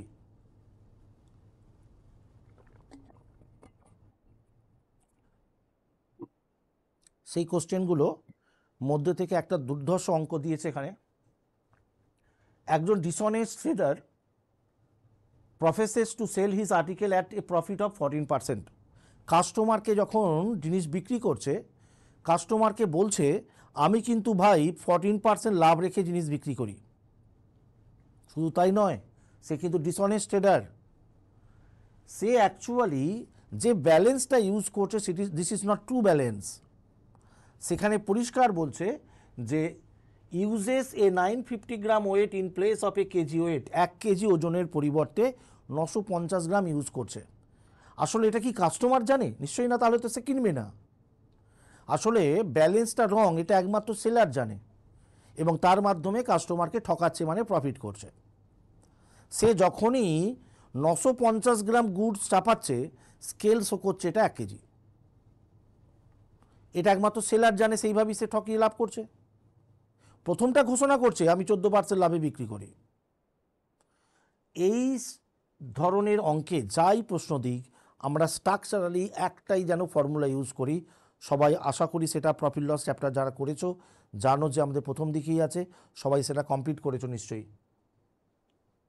সেটা কি না, gain equal to true weight minus false weight, সব অঙ্ক হবে এটা দিয়ে, by false weight into 100%। True weight minus false weight by false weight into 100%। মনে রাখবে ফলস ওয়েট একটাই থাকবে 950 গ্রাম। অ্যাকর্ডিং টু ইনফরমেশন এই ট্রু ওয়েটটা আমরা চেঞ্জ করে করে লিখি। সব থেকে সহজ দেয়, কস্ট প্রাইসে বিক্রি করছে বললো। যদি কস্ট প্রাইসে বিক্রি করে কাস্টমার নিশ্চয়ই 1000 গ্রামের দামটাই পে করবে, তখন আমরা ইউজ করব 1000 গ্রাম। যদি 10% লাভে বিক্রি করে তাহলে 1100 গ্রাম, যদি 10% লসে বিক্রি করে তাহলে 900 গ্রাম। এখানে 14% লাভে বিক্রি করে, তাহলে 1000-এর ওপর 14% মানে 140 গ্রামের দাম বেশি রিসিভ করছে। সেই জন্য ট্রু এর জায়গায় আমরা লিখবো 1140 গ্রাম, এইটা যেন মিস্টেক না হয়। তাহলে 14% হচ্ছে 1000-এর ওপর 14% হচ্ছে 140 গ্রামের দাম সে রিসিভ করছে বেশি, কারণ সে লাভ করছে। তাহলে এই যে 14%, দ্যাট ইজ 1000-এর 14% হচ্ছে 140, তাহলে ট্রু ওয়েটটা আমরা ইউজ করব 1140 গ্রাম। তাহলে 1140 মাইনাস 950 বাই কিন্তু 950 ইন্টু 100। ঠিক আছে, উপরে 190, এই যে 1140 থেকে 950 বাদ দিলে নিচে 950 ইন্টু 100। 0 0 ক্যান্সেল, 19 দিয়ে কাটলে 5, 5 দিয়ে কাটলে 20, অ্যান্সার 20%। তাহলে লাভ হচ্ছে 20%। দারুণ অঙ্ক, স্ট্যান্ডার্ড অঙ্ক। পিএসসিতে যদিও কস্ট প্রাইসে বিক্রি করছে ডেটাটাই বেশি দেয়, এটা একটু স্ট্যান্ডার্ড। 14% লাভে মানে 140 বেশি, 10% লসে মানে 100 গ্রাম কম, এইভাবে আমরা স্টাডি করি। তো এটা যেন ভাবতে পারো যে ট্রু ওয়েটটা আমরা কত নেব, 1000-এর ওপর 140 বেশি দাম নিচ্ছে মানে 1140। ওকে, তাহলে একটা স্টেপেতেই তুমি অ্যান্সারটা পেয়ে যাবে। তাহলে অ্যান্সার হচ্ছে 20%। সবাই বুঝতে পেরেছো? চলে আসছি আমরা পরের কোশ্চেন 11 নম্বরে। প্রচুর কোশ্চেন আমাদের ওয়েট করছে।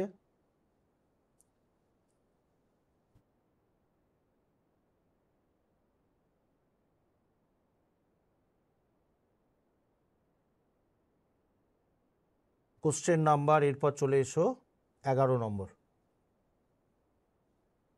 দেখো একটু টাফ, পলিনোমিয়ালগুলোকে ব্রেক করতে হবে, ফ্যাক্টর করতে হবে। বলছে এদের এলসিএম কত। যেখানে যত ফ্যাক্টর আছে সবাই আসবে এলসিএমে। এদের এলসিএম কত? দারুণ অঙ্ক দিয়েছে, সবাই সংখ্যা দিয়ে এলসিএম করো, আরে কিন্তু এটা একটু অন্য রকমের। পুরোটার মধ্যে থেকে যারা যারা প্রেজেন্ট আছে প্রত্যেকটাই এলসিএমে আসবে।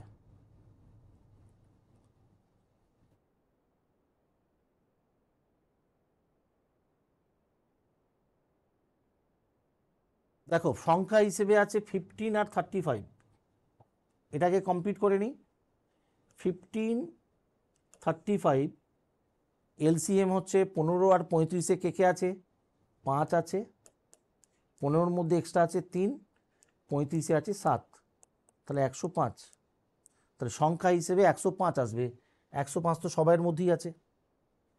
এই পলিনোমিয়ালটা থেকে একটা এক্স কমন যাবে, এখান থেকে যদি একটা এক্স কমন নিই থেকে যাবে 4x² মাইনাস 4x প্লাস 1। তাহলে এখান থেকে একটা এক্স আসবে, মানে একটা এক্স আসবে 105x। বোঝা গেল? এই যে 4x মাইনাস 4x প্লাস 1, এটা 2x মাইনাস 1-এর হোল স্কোয়ার। আর এখান থেকে এই যে 2x² মাইনাস 7x প্লাস 3, এটাকেও যেহেতু কোয়াড্রেটিক পলিনোমিয়াল, একে দুটো ফ্যাক্টরে ভাঙবো। বুঝতে পারছো, এটা কোয়াড্রেটিক পলিনোমিয়াল, তাকে দুটো ফ্যাক্টরের প্রোডাক্ট হিসেবে ভাঙতে হবে। যদি কারোর এই পার্টটা কোয়াড্রেটিক ইকুয়েশনের পার্টটা করা থাকে তাহলে তোমরা ডাইরেক্ট করতে পারবে, অনেকেরই করা নেই হয়তো।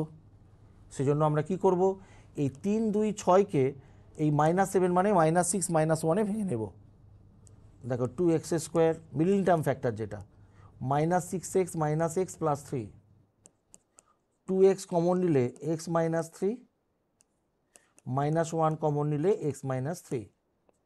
তাহলে একটা ফ্যাক্টর 2x মাইনাস 1 আর একটা ফ্যাক্টর x মাইনাস 3, সব হয়ে গেছে।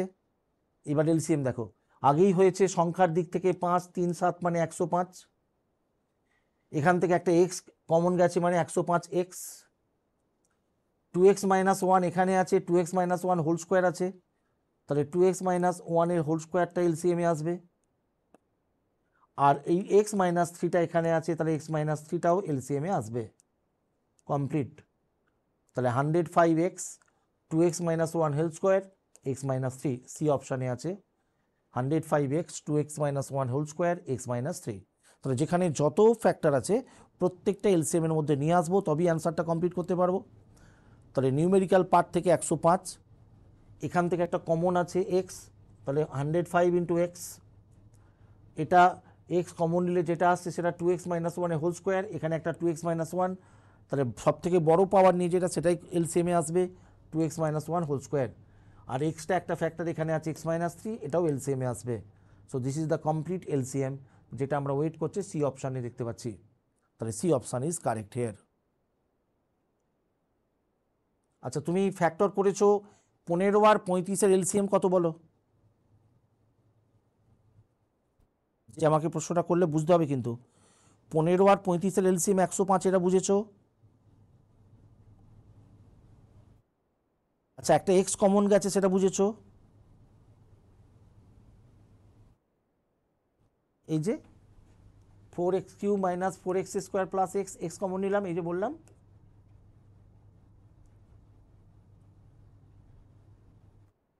এক্স কমন নিলে 4x² মাইনাস 4x প্লাস 1, এই 4x² মাইনাস 4x প্লাস 1, এই এক্সটা আছে মানে এক্স অলরেডি চলে এসেছি।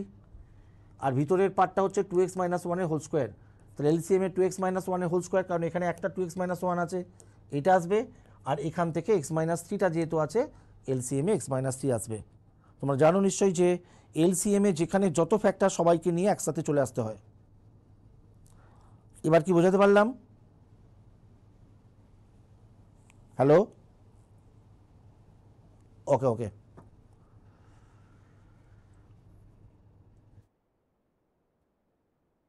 তাহলে আসি পরের কোশ্চেনে।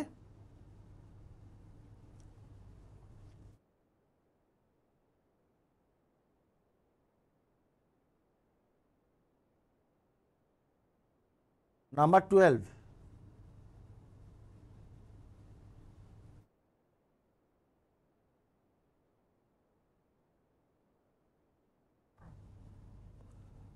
The quantity of water link up, অর্থাৎ অ্যালিগেশনের নিয়মে আমরা সলভ করা শিখব। দ্য কোয়ান্টিটি অফ ওয়াটার, কতটা জল যোগ করতে হবে, কত লিটার জল যোগ করতে হবে 12 লিটার অ্যালকোহল আর ওয়াটারের, ঠিক আছে, 12 লিটার অ্যালকোহলের সাথে, যার দামটা 108 টাকা করে লিটার, যাতে দামটা কমে 86.40 পার লিটার হয়। একদম মিনিমাম সেন্সের অ্যালিগেশন বা লিঙ্ক আপের অঙ্ক দিয়েছে, মানে কোনো এখানে কমপ্লিকেশন কিছু নেই, জাস্ট লিঙ্ক আপ করবে, অ্যান্সার হয়ে যাবে। আচ্ছা, কার সাথে কার এখানে মিশ্রণ হয়েছে সেটা বুঝতে হবে। জলের সাথে পিওর অ্যালকোহলের। সবসময় আমরা জলের দাম ইন ম্যাথামেটিক্স হোক, প্র্যাকটিক্যাল গ্রাউন্ডে আমরা ভাবি জল হচ্ছে তোমার ন্যাচারাল রিসোর্স, যে পারপাস নিয়ে জলটা মেশানো হয় সেই জলটা কিনে মেশানো হয় না, তাহলে অলওয়েজ আমরা কনসিডার করি ওয়াটারের দাম 0। যার সাথে মিশিয়েছে তার দাম 108 টাকা করে লিটার, ফলে মেশানোর পর প্রতি লিটার মিশ্রণের দাম দাঁড়িয়েছে 86.40 লিটার। তাহলে লিঙ্ক আপ করলেই পেয়ে যাব কি অনুপাতে জলের সাথে পিওর অ্যালকোহলের মিশ্রণ হয়েছে। তফাৎটা করি, বলো 86.0 থেকে 86.40 থেকে 0 বাদ দিলে 86.40, আর 108 থেকে 86.40 বাদ দিলে কত হয়?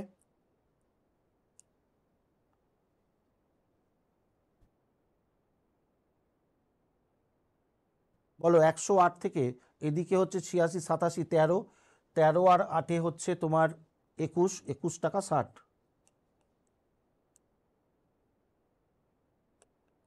শূন্য শূন্য তুলে দিতে পারি, পয়েন্ট পয়েন্ট উঠে দিতে পারি। 216 4 গুণ হচ্ছে 864, 216 4 গুণ হচ্ছে 864। তাহলে যে রেশিওতে এটা ওয়াটার, যেটা অ্যাড করতে হবে, এটা হচ্ছে অ্যালকোহল, যার সাথে যোগ করতে হবে। তাহলে জল হচ্ছে 1 যোগ করব 4 লিটার অ্যালকোহলের সাথে, তাহলে 12 লিটার অ্যালকোহলের সাথে কতটা জল যোগ করব প্রশ্ন করেছে।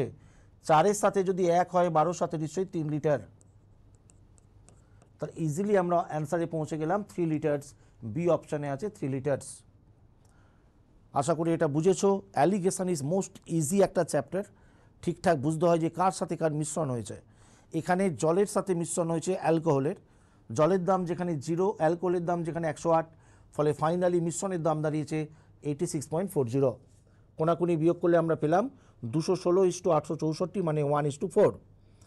1 হচ্ছে যে জলটা অ্যাড হচ্ছে, 4 হচ্ছে যার সাথে যোগ হচ্ছে, তাহলে 4-এর সাথে 1, তাহলে 12-র সাথে নিশ্চয়ই কত জানতে চেয়েছে, তাহলে 4-এর সাথে যদি 1 হয়, 12-র সাথে নিশ্চয়ই 3 litre. This the answer, B অপশানে আছে 3 লিটার্স। সবাই আশা করি বুঝেছ। অ্যালিগেশনের অঙ্ক এর আগে আমরা অনেকগুলো করেছি, ঠিক আছে। পেশেন্স রাখবে, ধৈর্য রাখবে।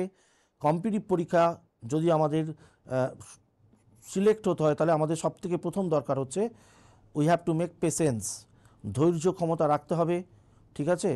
সময়ের পর সময় ধরে প্র্যাকটিস করতে হবে, এ ব্যাপারে যেন কোনো বিচ্যুতি না হয়। সময়ের পর সময় প্রতিটা টাইম যেন খেয়াল রাখি আমরা সমস্ত কন্টেন্ট যেন কমপ্লিট করে রাখতে পারি। ওকে, নেক্সট চলে আসছি 13 নম্বর কোশ্চেনে। ইন্টারেস্টের উপরে সবাই বলো তো, সিম্পল ইন্টারেস্টে কিসের জন্য সময় রেসপন্সিবল, টাইমটা কেন লাগে? কেন টাইম লাগে, মানে টাইম কার জন্য রেসপন্সিবল? এক এবং একমাত্র ইন্টারেস্টের জন্য।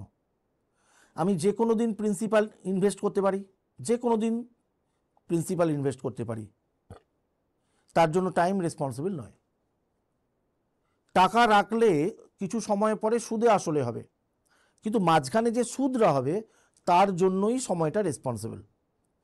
আমি 3 বছরের জায়গায় 5 বছর পরে টাকা তুললাম, 2 বছর পরে, তাহলে মানে আমি কি পাবো এক্সট্রা? 2 বছরের ইন্টারেস্ট এক্সট্রা পাবো। তাহলে কতটা সময় লাগবে তার জন্য একমাত্র রেসপন্সিবল হচ্ছে ইন্টারেস্ট কতটা গ্রো হচ্ছে, ইন্টারেস্ট কতটা তৈরি হচ্ছে, আর কেউ না। বলছে কোনো একটা সাম সিম্পল ইন্টারেস্টে পরিষ্কার বলেছে, দেখো ট্রিপল হতে, ট্রিপল মানে হচ্ছে 3 টাইমস, প্রিন্সিপালের 3 টাইমস হতে 15.5 বছর লাগবে, 15 বছর 6 মাস। বলছে কত বছর পরে তাহলে এটা ডাবল, দ্বিগুণ হয়েছিল?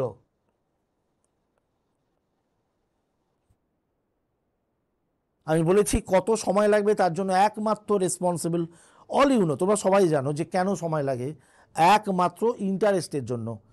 প্রিন্সিপালের সাথে ইন্টারেস্ট যোগ করে অ্যামাউন্ট হয়, প্রিন্সিপালের জন্য সময় লাগে না, একমাত্র যেমন আমি ইন্টারেস্ট এক্সপেক্ট করবো তেমন টাইম লাগবে। বলো অ্যামাউন্ট যদি 3 টাইমস হয় তার জন্য লাগেনি, এর মধ্যে প্রিন্সিপাল আছে অলওয়েজ 1 ইউনিট, সেটা যদি অ্যামাউন্ট 3 ইউনিট হয় তাহলে এখানে ইন্টারেস্ট 2 ইউনিট। এখানে অ্যামাউন্ট যদি 2 টাইমস হয় তাহলে ইন্টারেস্ট 1 ইউনিট। তাহলে ইন্টারেস্ট দিয়ে টাইমকে ব্যাখ্যা করব। বলো প্রথমবারে 2 ইউনিট ইন্টারেস্ট হচ্ছে 15 বছর 6 মাস, তাহলে 1 ইউনিট ইন্টারেস্ট হতে 15 বছর 6 মাসের অর্ধেক। কারণ 2 বছরে ইন্টারেস্ট হয়েছে 15 ইয়ার 6 মান্থস, তাহলে 1 বছরের যেটা ইন্টারেস্ট সেটাই সময় লাগবে, মানে 1 ইউনিট ইন্টারেস্ট হতে। বলো 15 বছর 6 মাসকে 2 দিয়ে ভাগ করলে 15 বছরের অর্ধেক হচ্ছে 7.5 মাস, 7 তাই তো, 7.5 বছর, 7 বছর 6 মাস, আরও 6 মাসের অর্ধেক 3 মাস, তাই না, 7 ইয়ার 9 মান্থ।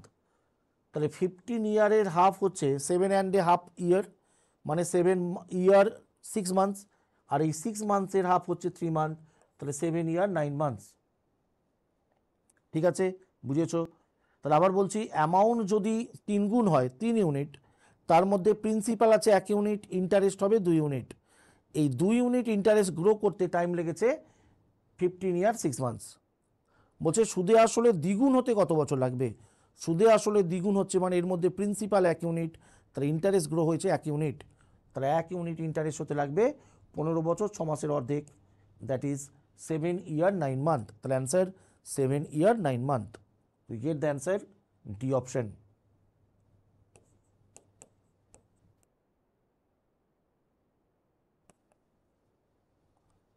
চলে আসছি নেক্সট কোশ্চেনে, 14 নম্বরে।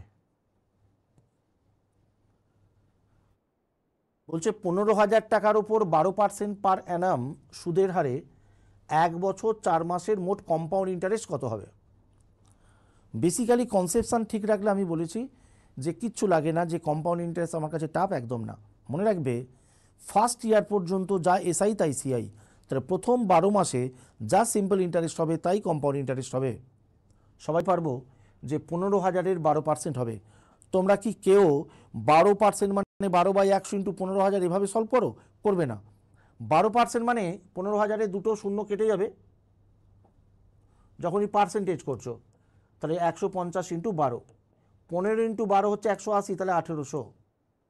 তাহলে ফার্স্ট ইয়ারের ইন্টারেস্ট 1800 টাকা। 15,000-এর 12% মানে যখনই পার্সেন্টেজ করব দুটো শূন্য কেটে যাবে, 150 ইন্টু 12, 15 ইন্টু 12 যেহেতু 180, তাহলে 1800 টাকা। তাহলে ফার্স্ট ইয়ারের শেষে সিম্পল ইন্টারেস্ট বলো কম্পাউন্ড ইন্টারেস্ট বলো দুটোই 1800। বাকি আছে আর 4 মাস, 4 মাস মানে 1/3 বছর, তাহলে বাকি আছে 1/3 বছর। বলো 1 বছরের সিম্পল ইন্টারেস্ট প্রিন্সিপাল থেকে 1800 হলে 1/3 বছরের ইন্টারেস্ট হবে 1800 1/3 600। সিম্পল ইন্টারেস্ট হলে 1800 আর 600 2400, অ্যান্সার কমপ্লিট হয়ে যেত। But this is not SI, this is CI. What is the basic difference? Simple ইন্টারেস্টে আগের টার্মে যে ইন্টারেস্ট পেয়েছে তার উপর ইন্টারেস্ট গ্রো হবে না, কিন্তু কম্পাউন্ড ইন্টারেস্টে আগের টার্মে যে ইন্টারেস্ট পেয়েছে তার উপরে ইন্টারেস্ট ক্যালকুলেশন হবে। আগের টার্মে ইন্টারেস্ট পেয়েছে 1800, তার উপরে কিন্তু বাকি 4 মাস মানে 1/3 বছর ইন্টারেস্ট ক্যালকুলেশন হবে, যেটা সিম্পল ইন্টারেস্টে হবে না। তাহলে এই 1800 টাকার 12% হারে কত দিনের ইন্টারেস্ট হবে? 1/3 বছরের। দেখো 1800 টাকার 12% হারে মানে দুটো শূন্য কেটে যাবে, 1/3 বছরের। 1/3 বছরের হচ্ছে 4 18 72, তাহলে এটা 600 আর এটা 4 18 72, 672 টাকা। তাহলে ফার্স্ট ইয়ারের ইন্টারেস্ট 1800, পরের 4 মাস প্রিন্সিপাল থেকে 1800-র 1/3 হচ্ছে 600, প্লাস 1800 টাকা যেটা আগের বছর ইন্টারেস্ট পেয়েছে তার উপর 1/3 বছর মানে 4 মাসের ইন্টারেস্ট হবে, কারণ এটা ইন্টারেস্টের উপর ইন্টারেস্ট, কম্পাউন্ড ইন্টারেস্টে খুবই কমন ব্যাপার। তাহলে 1800-র উপর 12% হারে 1-3 বছরের ইন্টারেস্ট হচ্ছে 72 টাকা। তাহলে 1800 টাকা আর 672 যোগ হবে, মোট 2472, 18 আর 6 24, 2472 টাকা। ডি অপশানে আছে 2472। তাহলে কম্পাউন্ড ইন্টারেস্ট অঙ্ক টাফ না, ঠিকঠাক পদ্ধতিতে যদি সলভ করো এটা সব অঙ্কই আমাদের গ্রিপে আসবে সহজে। আশা করি এটা বুঝেছো। Please response.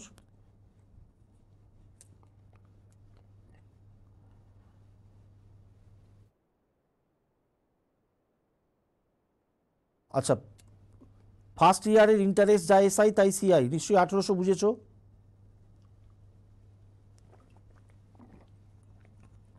বুঝেছো?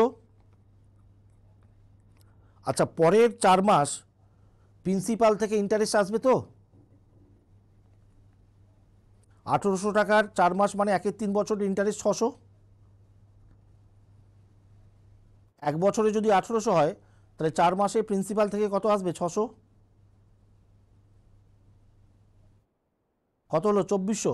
তাহলে সিম্পল ইন্টারেস্ট হলে পরিষ্কার 1800 আর 600 2400 অ্যান্সার হতো। কিন্তু কম্পাউন্ড ইন্টারেস্ট মানে কি? আগের টার্মে যা ইন্টারেস্ট পেয়েছে তার উপরে ইন্টারেস্ট পাবে, তাই তো? বলো আগের টার্মে কত ইন্টারেস্ট পেয়েছে?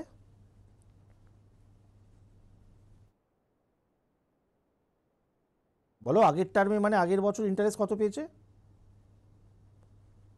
1800 টাকা।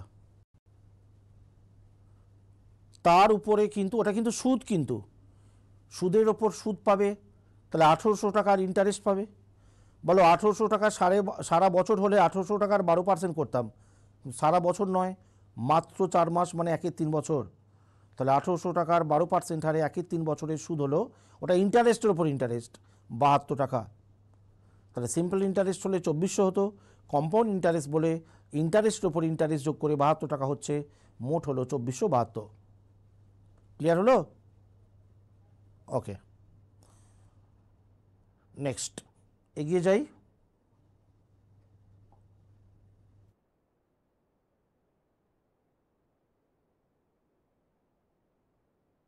বলছে একজন trader sells 18 pens for rupees 720, 720 টাকা দিয়ে 18টা পেন বিক্রি করেছে এবং ফলে তার লস হয়েছে 6টা পেনের সেলিং প্রাইসের সমান। 6টা পেনের যে সেলিং প্রাইস সেটা লস হয়েছে, বলছে লস পার্সেন্টেজ কত বের করো।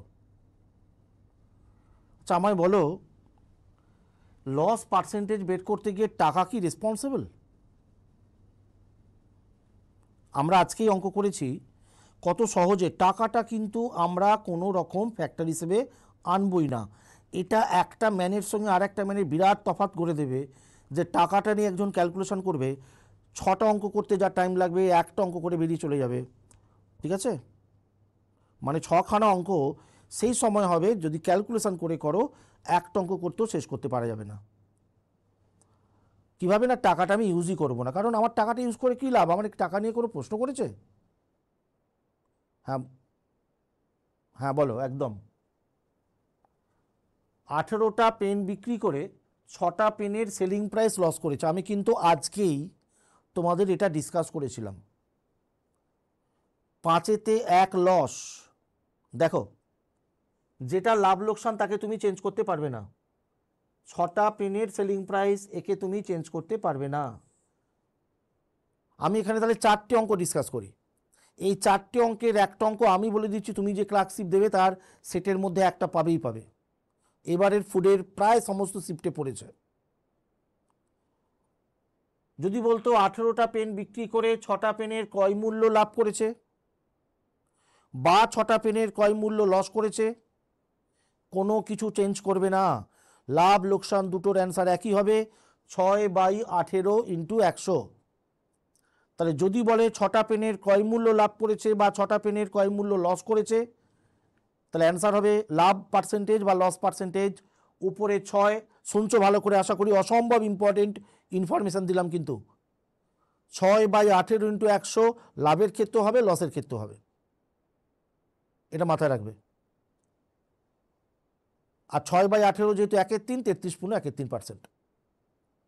কিন্তু যদি তোমাকে বলে 6টা পেনের বিক্রয় মূল্য লাভ করেছে, যদি লাভ করেছে বলে, তাহলে 6 উপরে নিচে হবে 12, কারণ 18 থেকে লাভ 6টা বাদ দিয়ে নিচে কস্টে ফিরে যাবে 12। কিন্তু অনেক ইম্পর্টেন্ট, যদি বলে 6টা পেনের বিক্রয় মূল্য লস করেছে, বিক্রি করে লস হলে লসটা যোগ করে কস্টে ফিরতে হয়, তাহলে উপরে 6, নিচে হবে কিন্তু 18 আর 6 24। এই 24টা কী করে পেলাম? 18-র সঙ্গে লস 6 যোগ করে তবে আমরা পেলাম 24। তাহলে কস্টের ওপর ডেটা, তাহলে 4টে অঙ্ক ডিসকাস করলাম। যদি 6টার কস্ট প্রাইস লাভ করে বা লস করে কোনো চেঞ্জ করবে না, 6/18 × 100। কিন্তু যদি বিক্রয় মূল্যের উপরে ডেটা দেয়, 6টার বিক্রয় মূল্য লাভ করেছে বললে উপরে 6, নিচে 18 থেকে 6 বাদ যাবে 12। কিন্তু বিক্রয় মূল্যর সমান লস করেছে বললে উপরে 6, নিচে 18 আর 6 24 × 100। এবং আমিও শিখিয়ে দিলাম কত টাকা, সেটা কোনো রেসপন্সিবল নয়।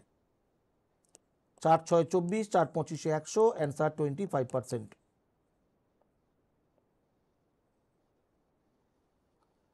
তাহলে 4খানা অঙ্ক ডিসকাস করলাম, প্রত্যেকটাই বুঝতে পেরেছো। এটা সবাই, যদিও আমরা ক্লাসের মধ্যেই রেখেছিলাম অঙ্ক, প্রফিট লসের চ্যাপ্টার করতে গিয়ে নিশ্চয়ই এগুলো সবাই পড়েছো। কিন্তু আমি বললাম এটা কিন্তু পিএসসি, তুমি যে পরীক্ষা দেবে ক্লার্কশিপ, তাই তো, যে কোনো সেটের মধ্যে এটা অসম্ভব ইম্পর্টেন্ট থাকবেই, 4টের মধ্যে যে কোনো একটা অঙ্ক। নেক্সট, তারপরে 4টের ক্রাইটেরিয়া কিছু নয়, কস্টের ওপর ডেটা, মানে আমরা সবসময় প্রফিট লস তো কস্টের ওপরই করি। তাহলে কস্টের ওপর ডেটা দিলে, তোমরা কি প্রফিট লস চ্যাপ্টার করেছো বলো? ওকে, তোমার নিশ্চয়ই ওখানে অঙ্ক করেছিলে পরপর 2টো অঙ্ক, 7 আর 8 নম্বরে, 55টা জিনিস বিক্রি করে 11টার ক্রয় মূল্য লাভ করলো, করেছো তো? তাহলে 11/55 × 100, যদি কস্টের ওপর ডেটা দেয়, 90% ক্ষেত্রে কিন্তু ওটাই পড়ে। তাহলে কস্টের ওপর ডেটা দিলে লাভ হোক লোকসান হোক, in both case 11/55 × 100।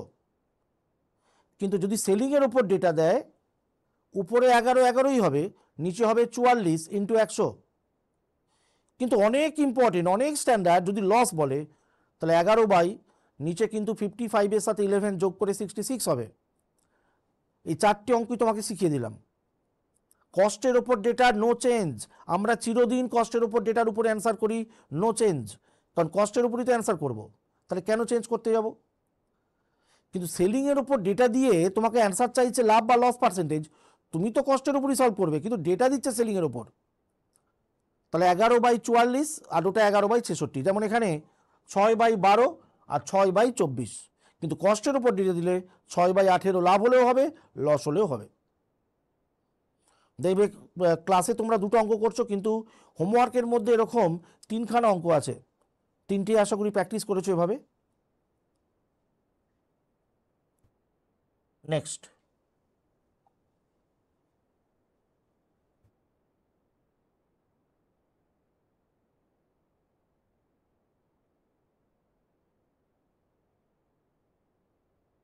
Time and Tide থেকে, স্রোতের অনুকূল স্রোতের প্রতিকূল। বলছে একজন ম্যান 12 কিলোমিটার স্থির জলে কভার করতে পারে 1 ঘন্টায়। তাহলে স্থির জলে গতিবেগ, যাকে আমরা এক্স বলি, এই যে স্থির জলে গতিবেগ, দ্যাট ইজ এক্স, এটা 12 কিলোমিটার/আওয়ার, কারণ 1 ঘন্টাতেই যায় 12, একদম অঙ্কের মধ্যেই দিয়ে দিয়েছে। কিন্তু যদি আপস্ট্রিমে যায় তাহলে 80 মিনিটে যায় 12। মনে রাখবে, আপস্ট্রিম মানে এক্স মাইনাস ওয়াই, স্থির জলে গতিবেগ মাইনাস স্রোতের গতিবেগ। এটা 60 মিনিটে না, 12 কিলোমিটার যেতে লাগে 80 মিনিট। তাহলে কিলোমিটার/আওয়ারে ইন্টু 60, 80 মিনিটে 12 হলে 60 মিনিটে কত? 0 0 4 2 4 3 2 3, 9 কিলোমিটার/আওয়ার।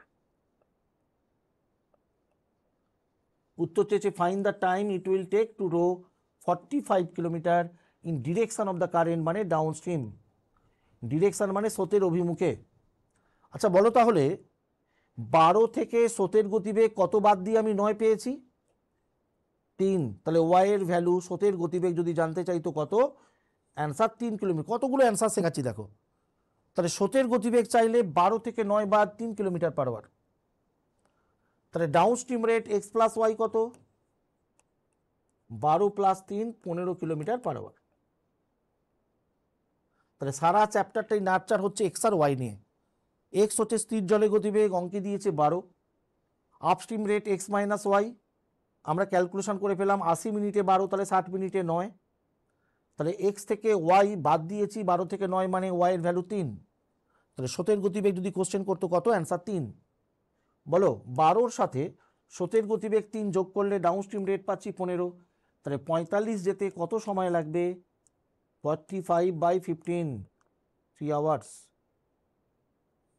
তাহলে এই অপশানে 3 ঘন্টা। এটা ছোট্ট অঙ্ক, একদমই ছোট্ট অঙ্ক, যে ডাউন স্ট্রিমে কত সময় লাগবে 45 যেতে।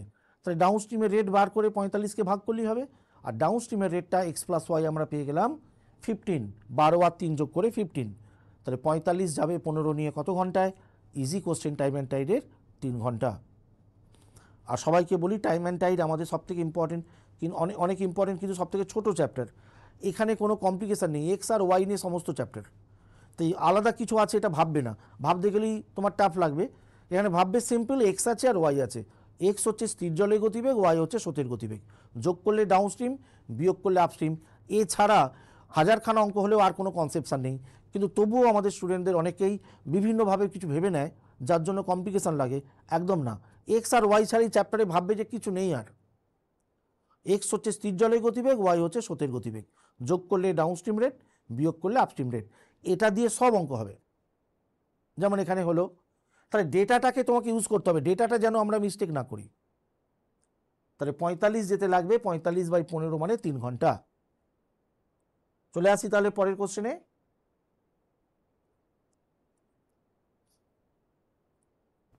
এইটা কিন্তু 90 টাকা দিয়ে কটা পেন বিক্রি করবে, তার মানে টাকাটা কিন্তু ইউজ করতে হবে, টাকাটা ইউজ করতে হবে। আর অলরেডি বলে দিয়েছি 33.13% মানে 1/3। ঠিক আছে, বলছে 80 টাকায় 12টা পেন বিক্রি করে, তাহলে 80 টাকা দিয়ে 12টা পেন বিক্রি করেছে, মানে এক একটার বিক্রয় মূল্য 80/12। ঠিক আছে, তাহলে এক একটার ক্রয় মূল্য বের করে নিই। 80/12 হচ্ছে এক একটার বিক্রয় মূল্য। তাহলে ক্রয় মূল্য হবে, এটা বিক্রয় মূল্যটা বলো তো, 1/3 লাভ করেছে। 1/3 লাভ করেছে মানে 3-এর ওপরে 1 লাভ করেছে। বলো তাহলে বিক্রয় মূল্যটা 3-এর উপরে 1 মানে বিক্রয় মূল্যটা 4, ক্রয় মূল্যটা হচ্ছে 3। এটা খুব সুন্দর ইউজ করা যায়, যে 33.13% মানে হচ্ছে 1/3। তাহলে 1/3 লাভ করেছে মানে 3-এর ওপরে 1 লাভ করেছে। তাহলে যেটা বিক্রয় মূল্য সেটা হচ্ছে 4 ভাগ, সেটা আমি জেনে গেছি 80/12। আমি চাইছি জানতে কস্ট প্রাইস, দ্যাট ইজ 3 ভাগ। কাটাকুটি করলে দেখো 3 4 12, 4 4 16 দিয়ে কাটলে 5। তাহলে এক একটার ক্রয় মূল্য, এটা হচ্ছে সিপি বেরোলো, সিপি অফ 1, এটা বেরোলো 5 টাকা। তাহলে বলছে 90 টাকা দিয়ে কটা কিনেছে, তাহলে 90 টাকা দিয়ে 5 টাকা পিস কটা কিনেছে, আমরা অ্যান্সার পেলাম 18টা। দেখো 18C অপশানে আছে কারেক্ট। এগুলো কিন্তু কোনো ফর্মুলা নেই, নিজস্ব কনসেপশনের উপর ডিপেন্ড করে খুব সহজে অ্যান্সারটাই রিচ করতে হবে। তাহলে আগে আবার বলি, এক একটার বিক্রয় মূল্য 80/12, তাহলে এক একটার ক্রয় মূল্য বের করতে চাইলাম। যেখানে লাভ হয়েছে 33.13% মানে শিখিয়ে দিয়েছি 1/3। আচ্ছা 1/3 লাভ মানে 3 যদি ক্রয় মূল্য হয়, বিক্রয় মূল্য হচ্ছে 3 আর 1 4। তাহলে নিচে যদি 4 দিয়ে ভাগ করি, ওপরে 3 দিয়ে গুণ করি, আমরা এক একটার কস্ট প্রাইস পেয়ে যাচ্ছি 5 টাকা। তাহলে 90 টাকা দিয়ে কটা কিনেছে, 90/5, অ্যান্সার পেলাম 18। তাহলে আমার অ্যান্সার আমি কমপ্লিট করলাম 18। So C option is correct here. আসি পরেরটায়।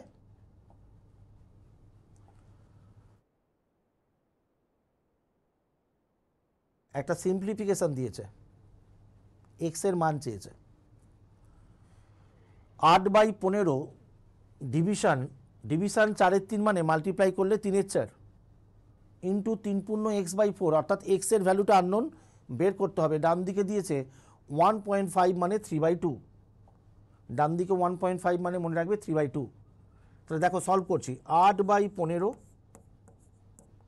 এটা ডিভিশন ছিল, ইন্টু করলাম, 4-এর 3 মানে এটা উল্টে যাবে 3-এর 4, ইন্টু 3 পূর্ণ x/4 সমান আছে 1.5 মানে 3-এর 2। সলভ করি, 4 দিয়ে 8 কাটলে 2, 3 দিয়ে 15 কাটলে 5।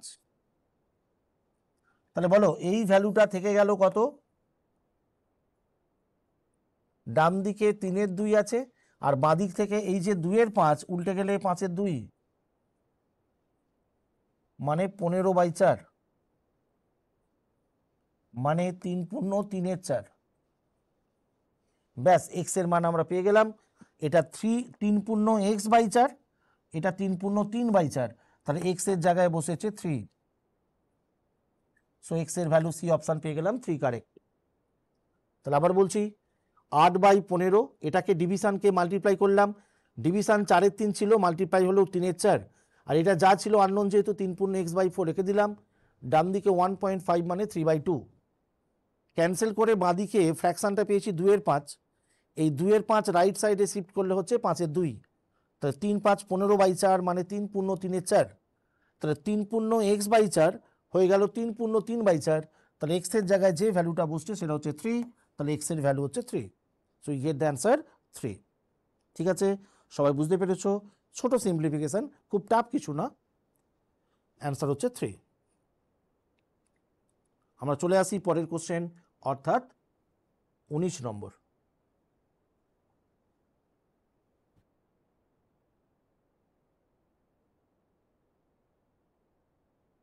বলছে এবি একটা কাজ এ করে 6 পূর্ণ 2-এর 3 দিনে, বি করে 5 দিনে। তারা দুদিন একসাথে কাজ করলো, তারপরে এ কাজটা ছেড়ে চলে গেল।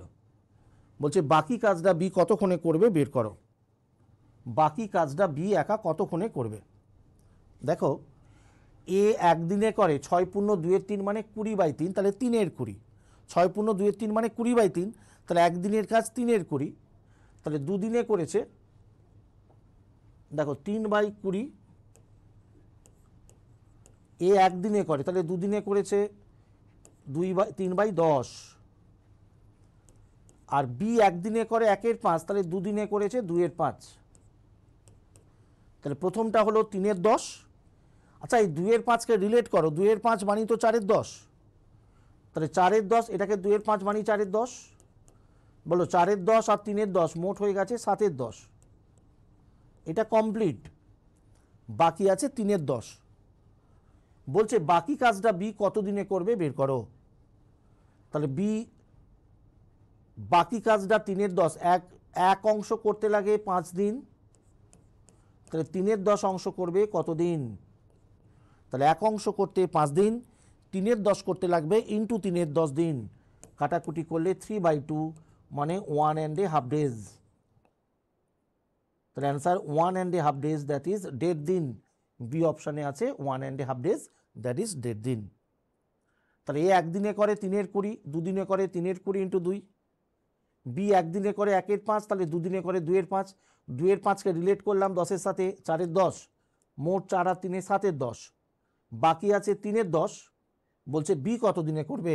এক অংশ করতে লাগে 5 দিন, তাহলে 3-এর 10 অংশ করতে 3-এর 2 মানে 1.5 দিন, তাহলে B option is correct, 1.5 days. চলে আসি আজকের ক্লাসের যে শেষ কোশ্চেন ছিল, 20 নম্বর কোশ্চেন। দেখো, অ্যাভারেজের উপর 10 জন স্টুডেন্টের, এটা ক্যালকুলেশন করে করতে পারো 10 × 15 150, কিন্তু এসব অঙ্ক ক্যালকুলেশনে করার দরকার নেই, অনেক বড় সংখ্যা থাকলে তাহলে তোমার অভ্যাস হয়ে যাবে। আমরা বেসিক্যালি করবে, আগে ছিল 10 জন, অ্যাভারেজ বয়স ছিল 15 বছর, 5 জন নতুন করে এদের সাথে জয়েন করলো 5 জন, তাহলে 10 আর 5-এ 15 জন হলো। এখন যখনই 15 হলো, বলছে অ্যাভারেজ এজ 1 বছর করে কমে গেল, বেড়ে গেল। তাহলে 5 জন যখনই যোগ দিল, নাম্বার অফ পার্সন হচ্ছে 15 জন, 15 জনের 1 করে বেড়ে গেল, তাহলে টোটাল বাড়লো কত?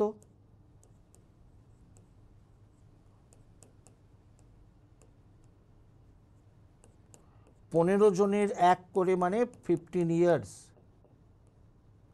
আচ্ছা, এই 15 বাড়লো কেন? যে 5 জন এসছে তারাই 15 বেশি নিয়ে এসছে, তাহলে নিশ্চয়ই 15 জন যদি, এই 5 জন যদি 15 বেশি নিয়ে আসে তাহলে পার হেড 3 করে বেশি নিয়ে এসছে, তাহলে অ্যাভারেজ 15/5 দ্যাট ইজ 3 করে বেশি। তাহলে যারা আগে ছিল তাদের 15 ছিল, এখন যারা এসছে তারা পার হেড 3 বেশি নিয়ে এসছে, তাহলে এজ 15 + 3 18 বছর। অর্থাৎ বি অপশান কুইক কারেক্ট করে বেরিয়ে যাবে। ক্যালকুলেশন করে সবাই পারবে, কিন্তু এইভাবে ভাবাটা কিন্তু সবাই করতে পারবে না। তাহলে আবার বললাম, 10 জন ছিল, 15 ছিল অ্যাভারেজ, 5 জন এলো মানে 15 জন হলো, ফলে 1 করে বেড়ে গেল। তাহলে 15 জনের 1 করে বাড়লো মানে 15 বাড়লো। এই 15 বাড়লো কেন? 5 জন নিশ্চয়ই ওটা বেশি নিয়ে এসছে।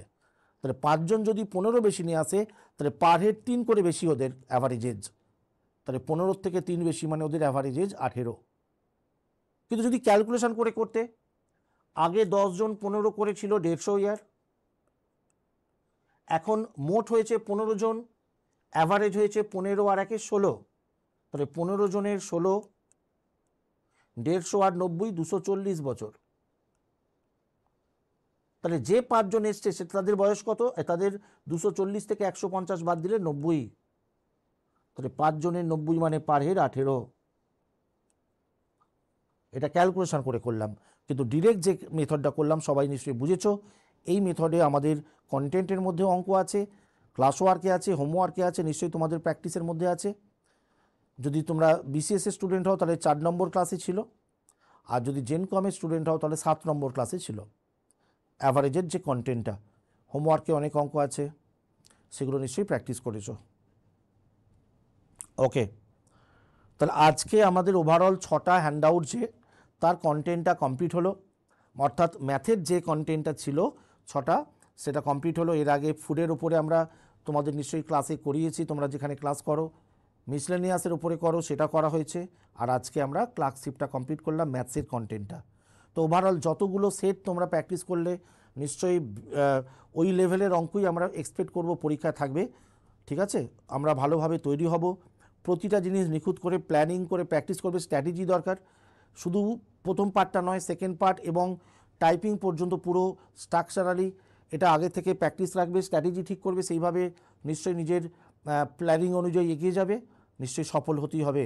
এত যে ভ্যাকেন্সি সেটাকে কিন্তু আমার কাছে আনতেই হবে, কারণ এই যে 7,000+ ভ্যাকেন্সি, এটা একদম আমরা বহুদিন দেখিনি আর বহু বছর দেখবও না। তাই এটা এখনই আমাদের কাজ। ঠিক আছে, যে কবে পরীক্ষা হবে বলে দিয়েছে, জুন জুলাই মাস নাগাদ পরীক্ষা অবশ্যই হচ্ছে, এটা জানিয়ে দিয়েছে। ঠিক আছে, নিশ্চয়ই গতকালকের খবর নিশ্চয়ই জানিয়ে দিয়েছে যে জুন জুলাই পরীক্ষাটা হবে। আগে হবে মিসলেনিয়াস, তার 1 সপ্তাহ কি 2 সপ্তাহের মধ্যেই হবে ক্লার্কশিপ। তাই সেইভাবে প্রিপারেশান স্ট্র্যাটেজি ঠিক করে পড়াশোনা করবে। বেস্ট অফ লাক, ভালো করে পড়াশোনা করো। আমাদের রাইস সবসময় আমরা সাথে আছি। ওকে, আজকে এখানেই রাখলাম।